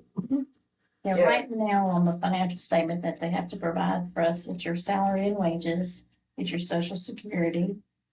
If you have railroad retirement, any pensions, business income, farm income, veterans benefits, workman's comp, unemployment, welfare, interest and dividends, rents, and any other. Right. I've received a phone call and the person was very displeased with having to provide this information. So, But it is what it is. right. But if we can exclude real estate from their combined net worth, you know, and make some things, because this is almost impossible for anybody to meet. If you own a vehicle and own anything, nobody's going to qualify. But that falls into the other, that falls, if it has the combined income, that's not That's included not in it. that. Yeah, that's not in here. So if they pass that part, then we'll do the net worth. The Right. net worth, But I'm saying, yeah, I would like to talk to Steve Durbin about what we can do with net worth. yeah, that net worth as far as the assets will be like your cash on hand, your checking account, your savings, your IRAs and CDs, any cash values of your life insurance, Value of real estate. and value of real estate, and then the value of the cars, which you were Right. mentioning. Well, I'm not just mentioning the cars, I'm saying the land. the land. Yeah, But the cars right now. But all of that's taken, all of that's Right. taken into consideration. right. Yeah, Yes. in terms of your net worth. And you know, some may get removed this year due to those car values. But they won't Unless we up. right, but yeah, they'll be applying. Right. All But these have to there's- be done by Right. the last working day of December. Right. The application starts January the first. So it would be for next year. Right? They got to see vehicles. So the value will be what the vehicle was, yeah. January 1st. Hopefully that's. Can staff get with Steve on these questions about this net worth and stuff? And maybe we could have something put together for our evening meeting. Sure. So the questions, if I might, that we need to pose to Mr. Durbin is, can we remove the asset test completely? And if not, are there some ways we can at least limit the asset test, particularly around farm real estate or something like that? Are there ways we can limit it? And then, did you want to look at also, of course, that you have the authority to change, obviously, the 25 to something else? Yeah. Or if you wanted to use kind of an index, and I think you could probably do either one, but we'll double check with him. And I understand what she's saying, but it might be simpler just to have that as a fixed number. Net worth. Yeah, Well, Yeah, I the agree. combined gross income. Right. and net worth, You know, if but, we leave it, but if we leave it, then definitely I think we need to up both of them. yes. I mean, the bottom line is if you're, and this is no disrespect whatsoever, but if we up the gross income to 35,000, we're probably not looking at somebody having 2 new vehicles that would bump them up. So, you know, and this is really to help our neediest elderly. Plain and simple. First step is you gotta be 65. Right. Right. Or if Or you're disabled. disabled, you have to bring By that. doctor's clarification. Correct. Yeah, you bring that in for, the auditor comes in and checks and things, everything's there. Right. Not wanting to give away the store, but I'd be willing to entertain changing it from 200 to 250. Now, several of the taxpayers have brought that up in the past, could that ever be upped? And of course, that's up to the board as well. What is that now? The tax. Percent rate up to $200. 200. Oh, yeah. Would you I mean- like to do a flat amount or a percentage of their tax? Well, no, I just do, well, I think it'd be simpler to have just a flat Flat. amount. Yeah. I mean, if we do a percentage, then y'all gonna have to figure out what the Yeah, percentage. flat rate is easier. Just not as equally applied. Well, I understand what you're saying. If I've got $210 bill and you got a $500 bill and we Right. both qualify, Right. we both qualify, yeah. I mean, it's helping you, but it's not But again, it's only for your primary real estate. residence. So one of them would be living in a quite a better house than the other one. Maybe. I mean, you would, because your value of your real estate. Right. From your house. Well, It's location comes in on the Well, value just for too. the dwelling, right? It's an an acre. home site, 1 acre home site. 1 acre home home site. So that's all you're being taxed. That's all it's referring to. Right. Exempt, that's exempt. It's just But- 1 acre value But with if the you're home down, site. but if you're down on the, If you're on Route 8, your value of that 1 acre is gonna be much different. Are in the holler back down on the deep end of the valley. You see what I'm saying? Not saying anything bad either way. I'm just saying, y'all are in business, you know. I don't think it will be that. Well, maybe not now, but in the up and down process Oh, yeah, of yeah. it. I've seen property on Route 8 go for oh, I know. $10,000 an acre that I wouldn't It's on pay Route 8. $1,000 for, so.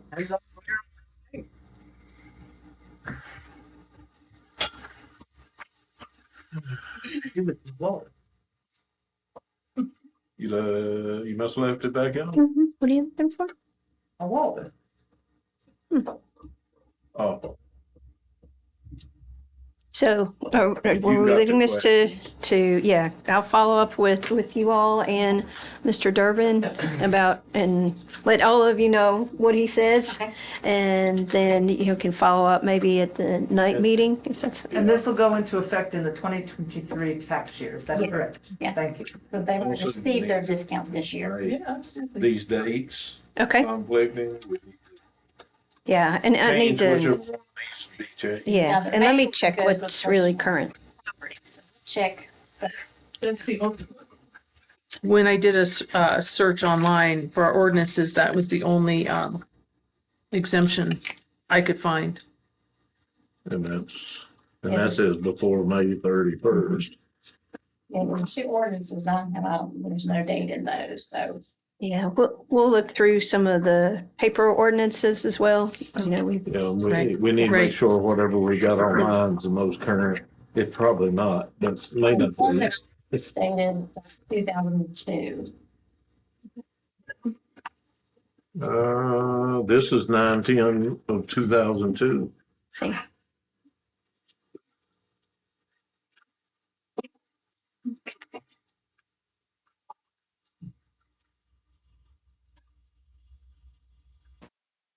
Says before May 31st, or the first day thereafter, which is not a Saturday, Sunday, or legal holiday.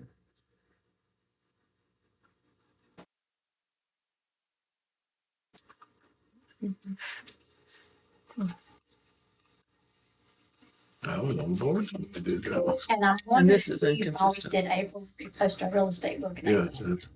Right, but whatever we're doing needs to be in line with the Yeah. ordinances. But yeah, that's how it has always been, so yeah. That maybe something needs to be looked at as well, because we've always did it in April. You always use the posting the real estate book, so the exemption would be full tax tickets are posted. Probably. Well, that's the public what I can find in here. That's fine, but yeah, that's like what, that is what Linda said, yeah. Yeah, I understand. Okay. I will be happy to follow up with Mr. Durbin and get the information back to all of us. And then, Ms. Thank Chair, you. I'll Thank add you. it to the agenda. Okay, that sounds good. Thank y'all very much. Appreciate it. Thank you. Thank you. Thank you for waiting. Yeah. So now we drop back to the Floyd County School Revenue Supplement Appropriation. Yes. Yes. So if I might share, you drop back to 12A. And as you know, this is, we get these pretty frequently now from the schools. And so, I just typed them up exactly as they were presented. So you'll see this language matches exactly what's in your correspondence folder. I think he covered it pretty well. Oh, yeah.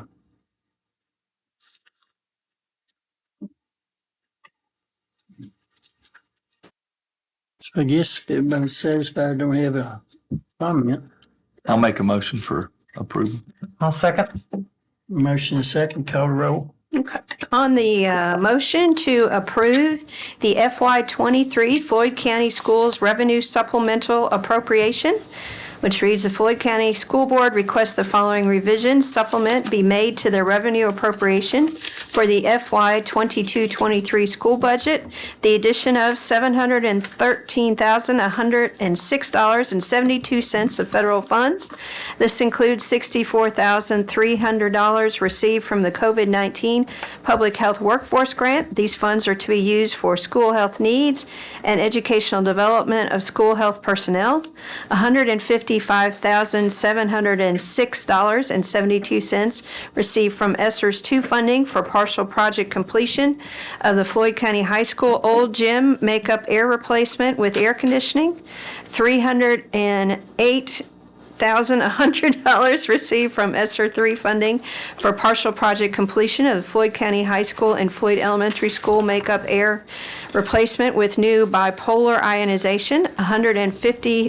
$185,000 received from HVAC CSLFRF funding for partial project completion of the Indian Valley Elementary School makeup air unit replacement with new bipolarization ionization.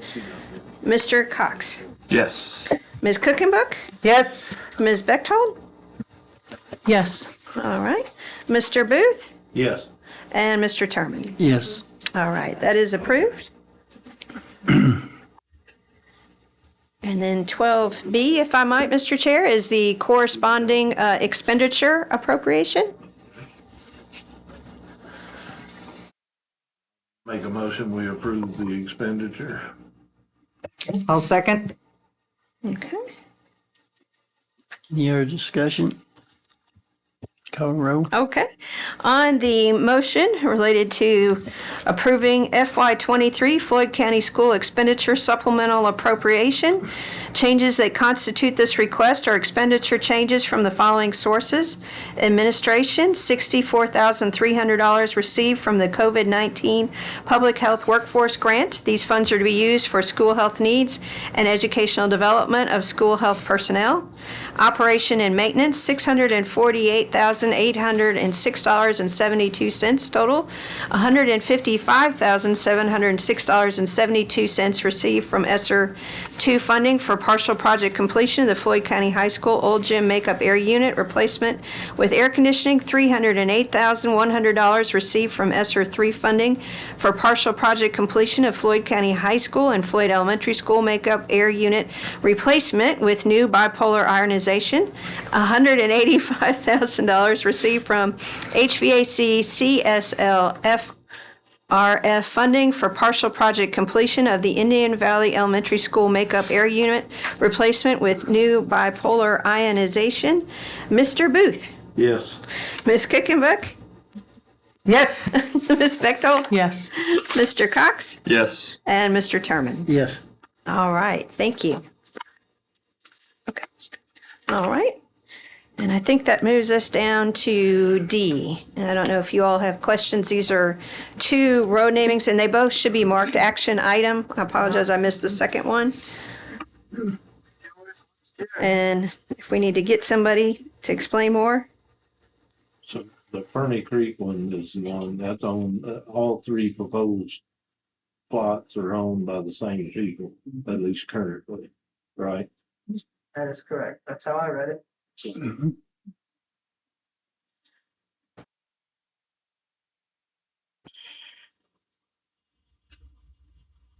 Yeah, one of these, there was a little bit of back and forth. And I said, we can see if Carla's here if you have questions. If not. And then, if I may, Go ahead. on the other one, you have two lots with name, but lot 5528 does not have a person's name. Is it owned by one of the others? I have no idea. Let's go see if we can find it. I'm gonna grab There's Carla. one property, and yes, the just one second, the property. third house is on, it's a shared. Two houses on one property. Right. So 732 is owned by the 732 is owned by the Delaney's, and that property will have a the third house. The third structure. house will be- Correct. Right. So Okay. two houses on one one lot. parcel.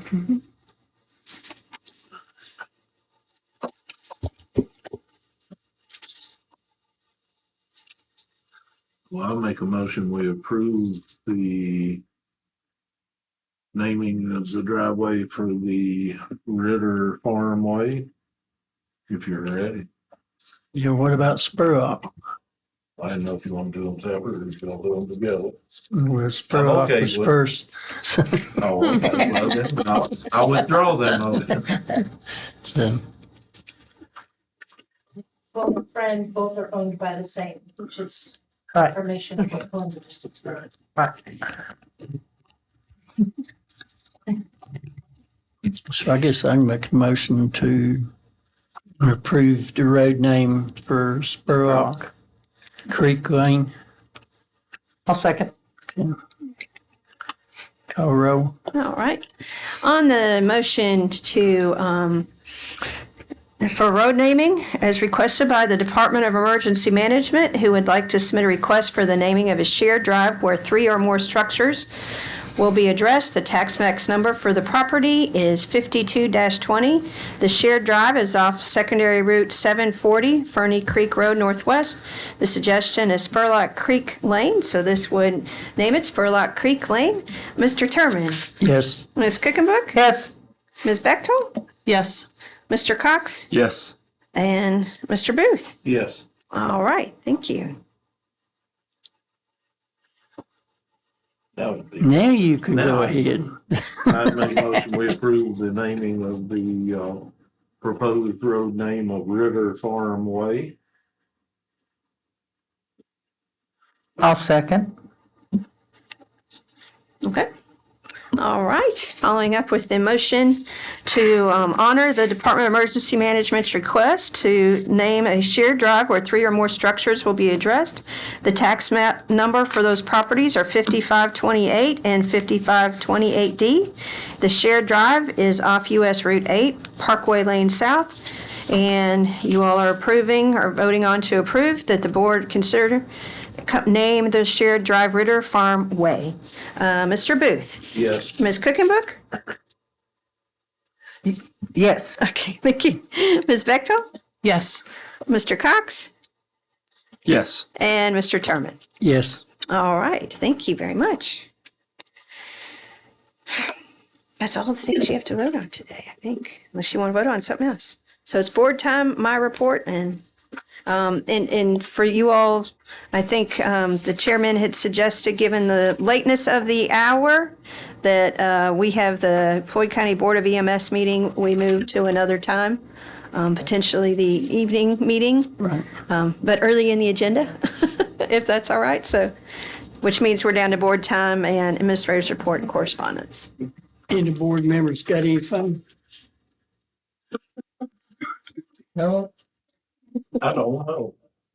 Well, we already talked about it, but for the record, congratulations to the golf team on their 3rd state championship. Yes. Yeah, same here. Yeah, that's why I'm wearing So- my Buffalo shirt today Yeah. in honor. Well, that was positive news. Yeah, that was very positive news. I also want to just state that I will not be here for our evening meeting as I am taking some personal time to spend with family. That's needed. I'd like to say thank you to all of y'all for being polite and remaining friends as we leave through our spirited debate today. That, we are all working together and there's lots of things to consider. So thank y'all. I know it's your district, but I want to address the VDOT question from this morning. Guardrail. Well, No. Or the Jerry Lane. I don't know if there's anything else we can do. I discussed that. You've already talked to them. Well, I want stuff in front of you, but Yeah. I mean, we talk to the VDOT people just like the citizens do. And some of us go a little further and talk to state legislators, and some of us even call some people in Richmond occasionally, but it's, they've set up their own agenda. I'm not talking about the local, I'm not talking about in Christiansburg. They've set their own agenda up and they're sticking to it no matter what. And until the General Assembly gets involved on a large scale, I don't think we're gonna see anything change. Now, he mentioned that 6-year road plan. I've suggested this before and I'm gonna suggest it again and again.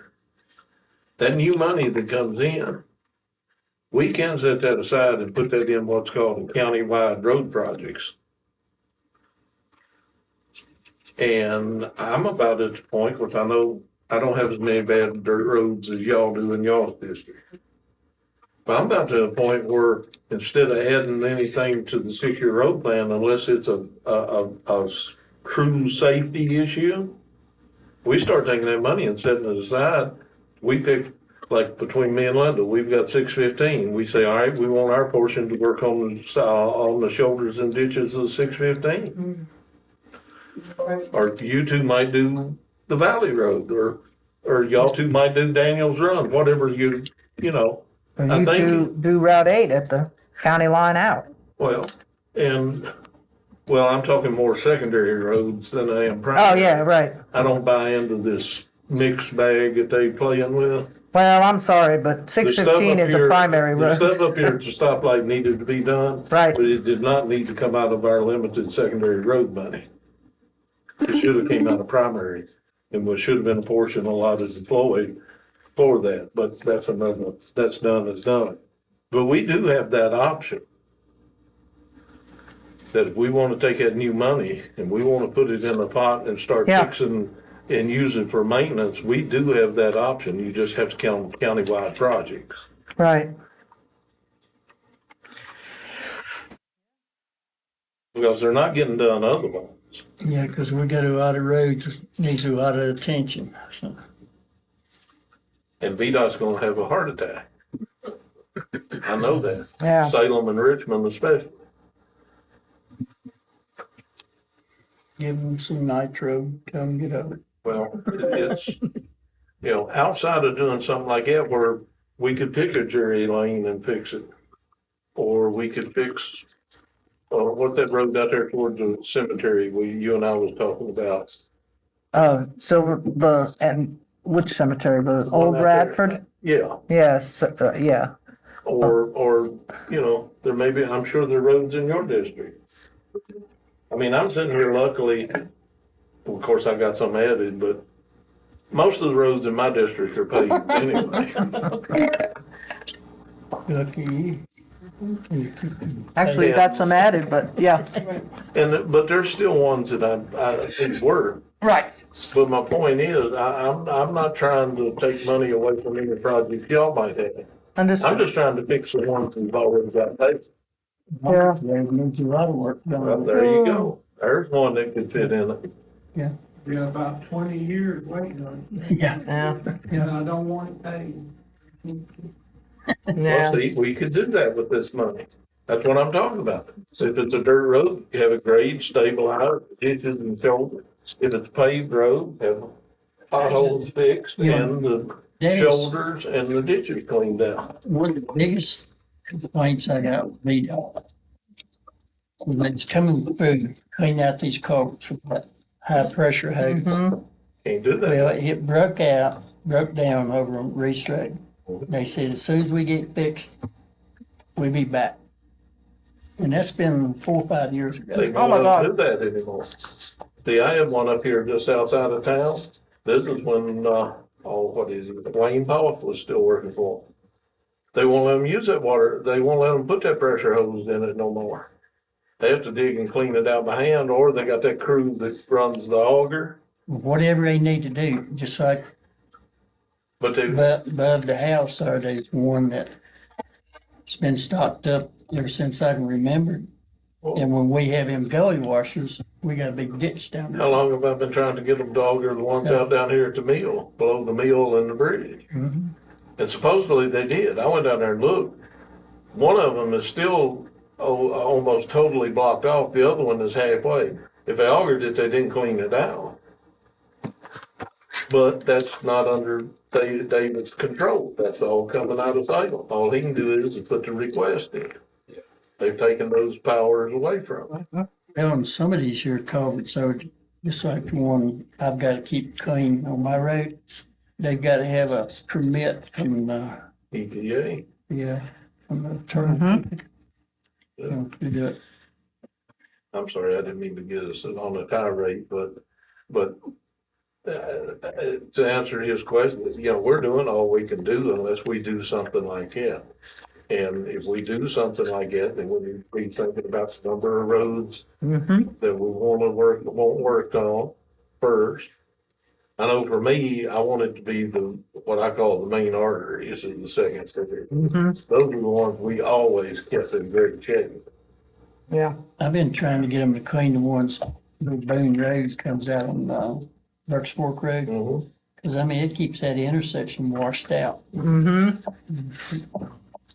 But food for thought. Yep. As we get into it. If we did that with the VDOT appropriated money, would VDOT be doing the work or would our Yes. county crews? No, Okay. VDOT would have to do it. So we're still at their. But our county crews may be doing it. Right. Yeah.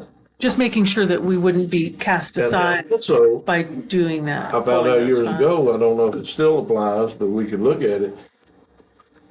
If you take a little bit of whatever road project is number one on the list, on that 6-year list, if you take a little bit of money out of that and put with this money, then I think the top priority becomes doing those projects in that new fund. Yeah. But I don't know.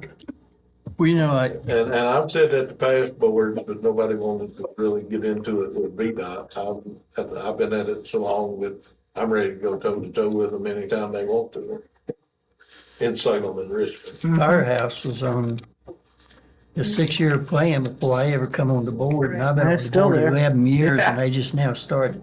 Yeah, we need to talk with Linda about that Well- because there's some problems on that road. I can tell you, going way back, there were problems with getting right away Poor way Mr. back Short then. never lived to see his But road. with get this rule, and we paved. heard him say rusty additions or whatever, it could be 30 feet. You heard that. I heard that. I know a road that whenever they give us the okay on, that I'm gonna propose in my district to be added under rule rusty conditions. It's already paved, it's already built to state standard, it just has 30-foot right of way instead of 50. That's what he told that And you know lady. which one I'm talking about. That's what he told And he's that, gonna have a heart attack. that's what he told that lady the other morning. As long as they can get, stay within that 30-foot right of way. Well, you If know I, which one I'm talking about. Yeah, because they was wanting to save a tree up there. They said, well, it's outside the 30-foot right of way.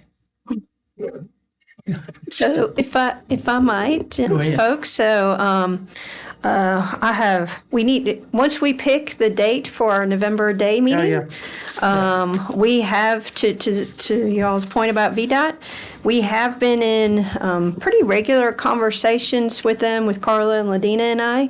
And so we've asked Eli from the Regional Commission, who handles their transportation, and VDOT to come and present to you all at the November day meeting, if possible. Okay. And VDOT is encouraging us. They have a spreadsheet essentially for us to fill out with what is your wish list of road projects. And if we put them all down, then they're supposedly going to help us figure out how we might be able to get some of them funded or not. But in order to get anything moving, it kind of sounds like that might be the vehicle. So that's why we have it on the agenda, because while you haven't discussed all these exact roads with me before, I think we're clear that your level of satisfaction is relatively low. Well, I got a lot of questions for Eli. Well, and I asked also the And let's VDOT go- folks Let would me either join go us. first or last, I don't care what. All right, maybe let you go last. Yeah. Yeah, I but have a tendency, he may not even come if he catches wind of this conversation. But well, there's in our recent conversations, they've kind of suggested there might be a few more options available to us than we've thought. And I know, revenue sharing is not popular, but they have been suggesting that might, if we get something on a capital improvement plan, that potentially helps with some of that and some of the other STAR studies and some of those things. So it just might be, my goal was, since we have a couple of you all who really haven't been through this process at all with them, and a couple of you that probably have too much of it with them, that maybe you can get them to talk about how they'd like to see it and kind of see the how it only happens. problem I ever had with that revenue sharing program is, and at the time they were first bringing that up, the then person that was in David Clark's position quietly did not recommend we do that. Simply because once we start it, it may end up being the only way we get anything done is we put local tax dollars in it. I'm just history, history. And I didn't call any names, but Yeah, there's one other fund they mentioned, I've forgotten. there's a lot of grant money out there that we could be using, but we end up in the same boat as what the town did on their sidewalks. Once it's done, we're responsible for upkeep and any future maintenance. And that goes totally against the agreements going all the way back to 1933. On the board. You weren't on board then, though. You were thinking about it. Oh, Speaking of November. Yeah, there you go. Speaking of November. Yeah, on our day meeting, like I said, I don't believe we can get by for just one meeting in November. I agree. What's the And nighttime meeting? I meant to, 22. I told you we could go to the Thursday, Yeah. but I've got a jail meeting that day. Can we drop it back? When's vacation? Oh, yeah, that's over 13, here. 14, Yeah, you're 15. fine. Yeah, we could do Okay. the 3rd. Yeah, I was thinking we could drop back to the 3rd for our day meeting. That would be a week and 2 days after the night in October, but that'd be okay. You could make the agenda a little lighter at the night meeting and move, since I mean. Right, easier. Yeah, and then move it to the 3rd. That sounds like a winner chicken dinner. Say the 3rd. Yeah, the 3rd and the 22nd. Okay, so the day meeting would be November 3rd, and the evening meeting would be November 22nd? That's That sounds good. Who's bringing the turkey? Just kidding. Not me. I already had in here that we were meeting on the 22nd, so I guess I had not assumed, we weren't not going to meet in the evening. What did you say? I said we already had on our schedule here in the building for, If we do. you were going to meet the night of the 22nd anyway. Oh. Yeah. We'd already assumed. 22nd is the date, maybe we could get back to going to the schools and we could get the turkey then. There you go. Maybe they could save us a piece. Maybe after the first of the year, maybe we could, I mean, if y'all agree, maybe we could go back to visiting with. Yeah. Oh, yeah. I loved it. Oh, yeah. And as far as December meeting, we can wait until we find out how much we got done on, Yeah. no, then we'll. I appreciate this. That's very good. I agree with you wholeheartedly. Mr. Chairman, that one meeting in November probably wasn't going to cut it. We got to go out on our plate. I didn't think, speaking of turkey, I didn't. All right, and then if you all want me to give you a really brief update? Do it to it. Okay, so I've already kind of given you the IBMA update since I emailed you all, but again, it was about 15,000 people that came through the Virginia booth, and we talked to 5,000 people on Saturday alone. And, some of our folks have, they're quite famous in that world. I'll put it that way. So, something we may start looking at it in our tourism meeting is actually becoming a member of IBMA. It's not very pricey, and maybe use some of the tourism money for that. That's something we're thinking about. Bela Flex in the park today. Recreation park update. Mark and I will be walking the building for our final walkthrough later this week. And so we're excited about that. Hopefully that'll all go well. Matt's offered about 3 times to take me before, just in case I had any problems, so he could get them fixed before then. So that was nice. Onward, of course, is our economic development group. They've been continuing to do a remap of their strategic planning and capital. And so one of their consultants actually came and met with me for about an hour and a half the other day to get a specific view about Floyd and how Onward could be helpful. And one of the things that I kept pushing to them is that I think they can be a really good regional economic convener. So, for instance, the example that I gave is if, with the state now spending a lot of money on large economic development projects off of 95 for rockets and ships. I mean, they're talking $500 million investments, several hundred acres type projects. All those people are going to need things, and maybe some of them would be metalwork things, and maybe we could have a responsive RFP process through Onward that someone from Pulaski and Giles and us could all apply together. So that's what I'm encouraging them might be a good thing to do.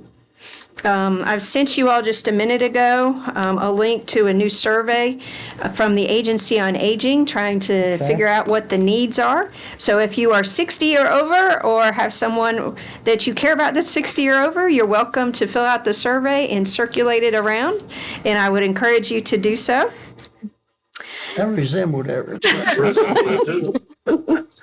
The next item there, the grant, I want to thank Mr. Booth for making sure that I had that and saw it. And so we turned that around in 36 hours because it really was very easy. Just go in and say, yes, I want my money.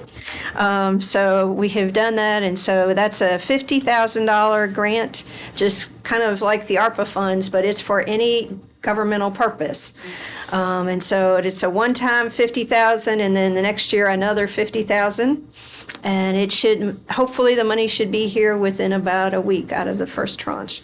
So thank you, Mr. Booth, for making sure I saw that. And of course, I told you we've gotten the bid in from EMS, and we've all kind of looked through it, and we mostly think we have a couple of things that I was going to flag for Kim now that she's back, but for the most part, Myra, Kevin, and I think it's pretty much as best we're going to get. So we'll be following up with that a little bit and try to get that moving forward. Because of course, Myra's going to go. It still covers my point on the billing process. Yeah, the only questions that were raised were things about like who actually generates what paperwork. So some of those kind of questions. So that's some of the things we're working through. But other than that, I don't think we have much of anything else that needs to be talked about at almost 3 o'clock. There are some things in correspondence. I didn't know if you want us to highlight any of those. I'm just trying to make a note to Remind us. Get something, all that to you. And if you want to talk through it, that's great. Otherwise, I want to make sure you saw it. Yeah, if I got good on that. And you said it's the 18th at 8:45, meeting with the judge. Yes. All right, I got it in my day planner, so you don't have to say. Oh, good. Well, I got to put it in mine now. Medina and I are going to go see an economic development prospect that afternoon. So that works well. That's the reason I got this. Mary moves it and just messes my life up. Remember your mic still on. Yeah, well, I can run faster. I don't know about that. Well, sure. Other than that, unless you might be to a point to have a motion to adjourn. That sounds like winter. That's what I was getting ready to do. Mr. Chair, I'd like to make a motion to adjourn. Second. Okay. On the motion to adjourn, Ms. Bechtold? Yes. Mr. Booth? Yes. Ms. Cookenbook? Yes. Mr. Cox? Yes. And Mr. Terman? No. No. Yes. All right. Thank you.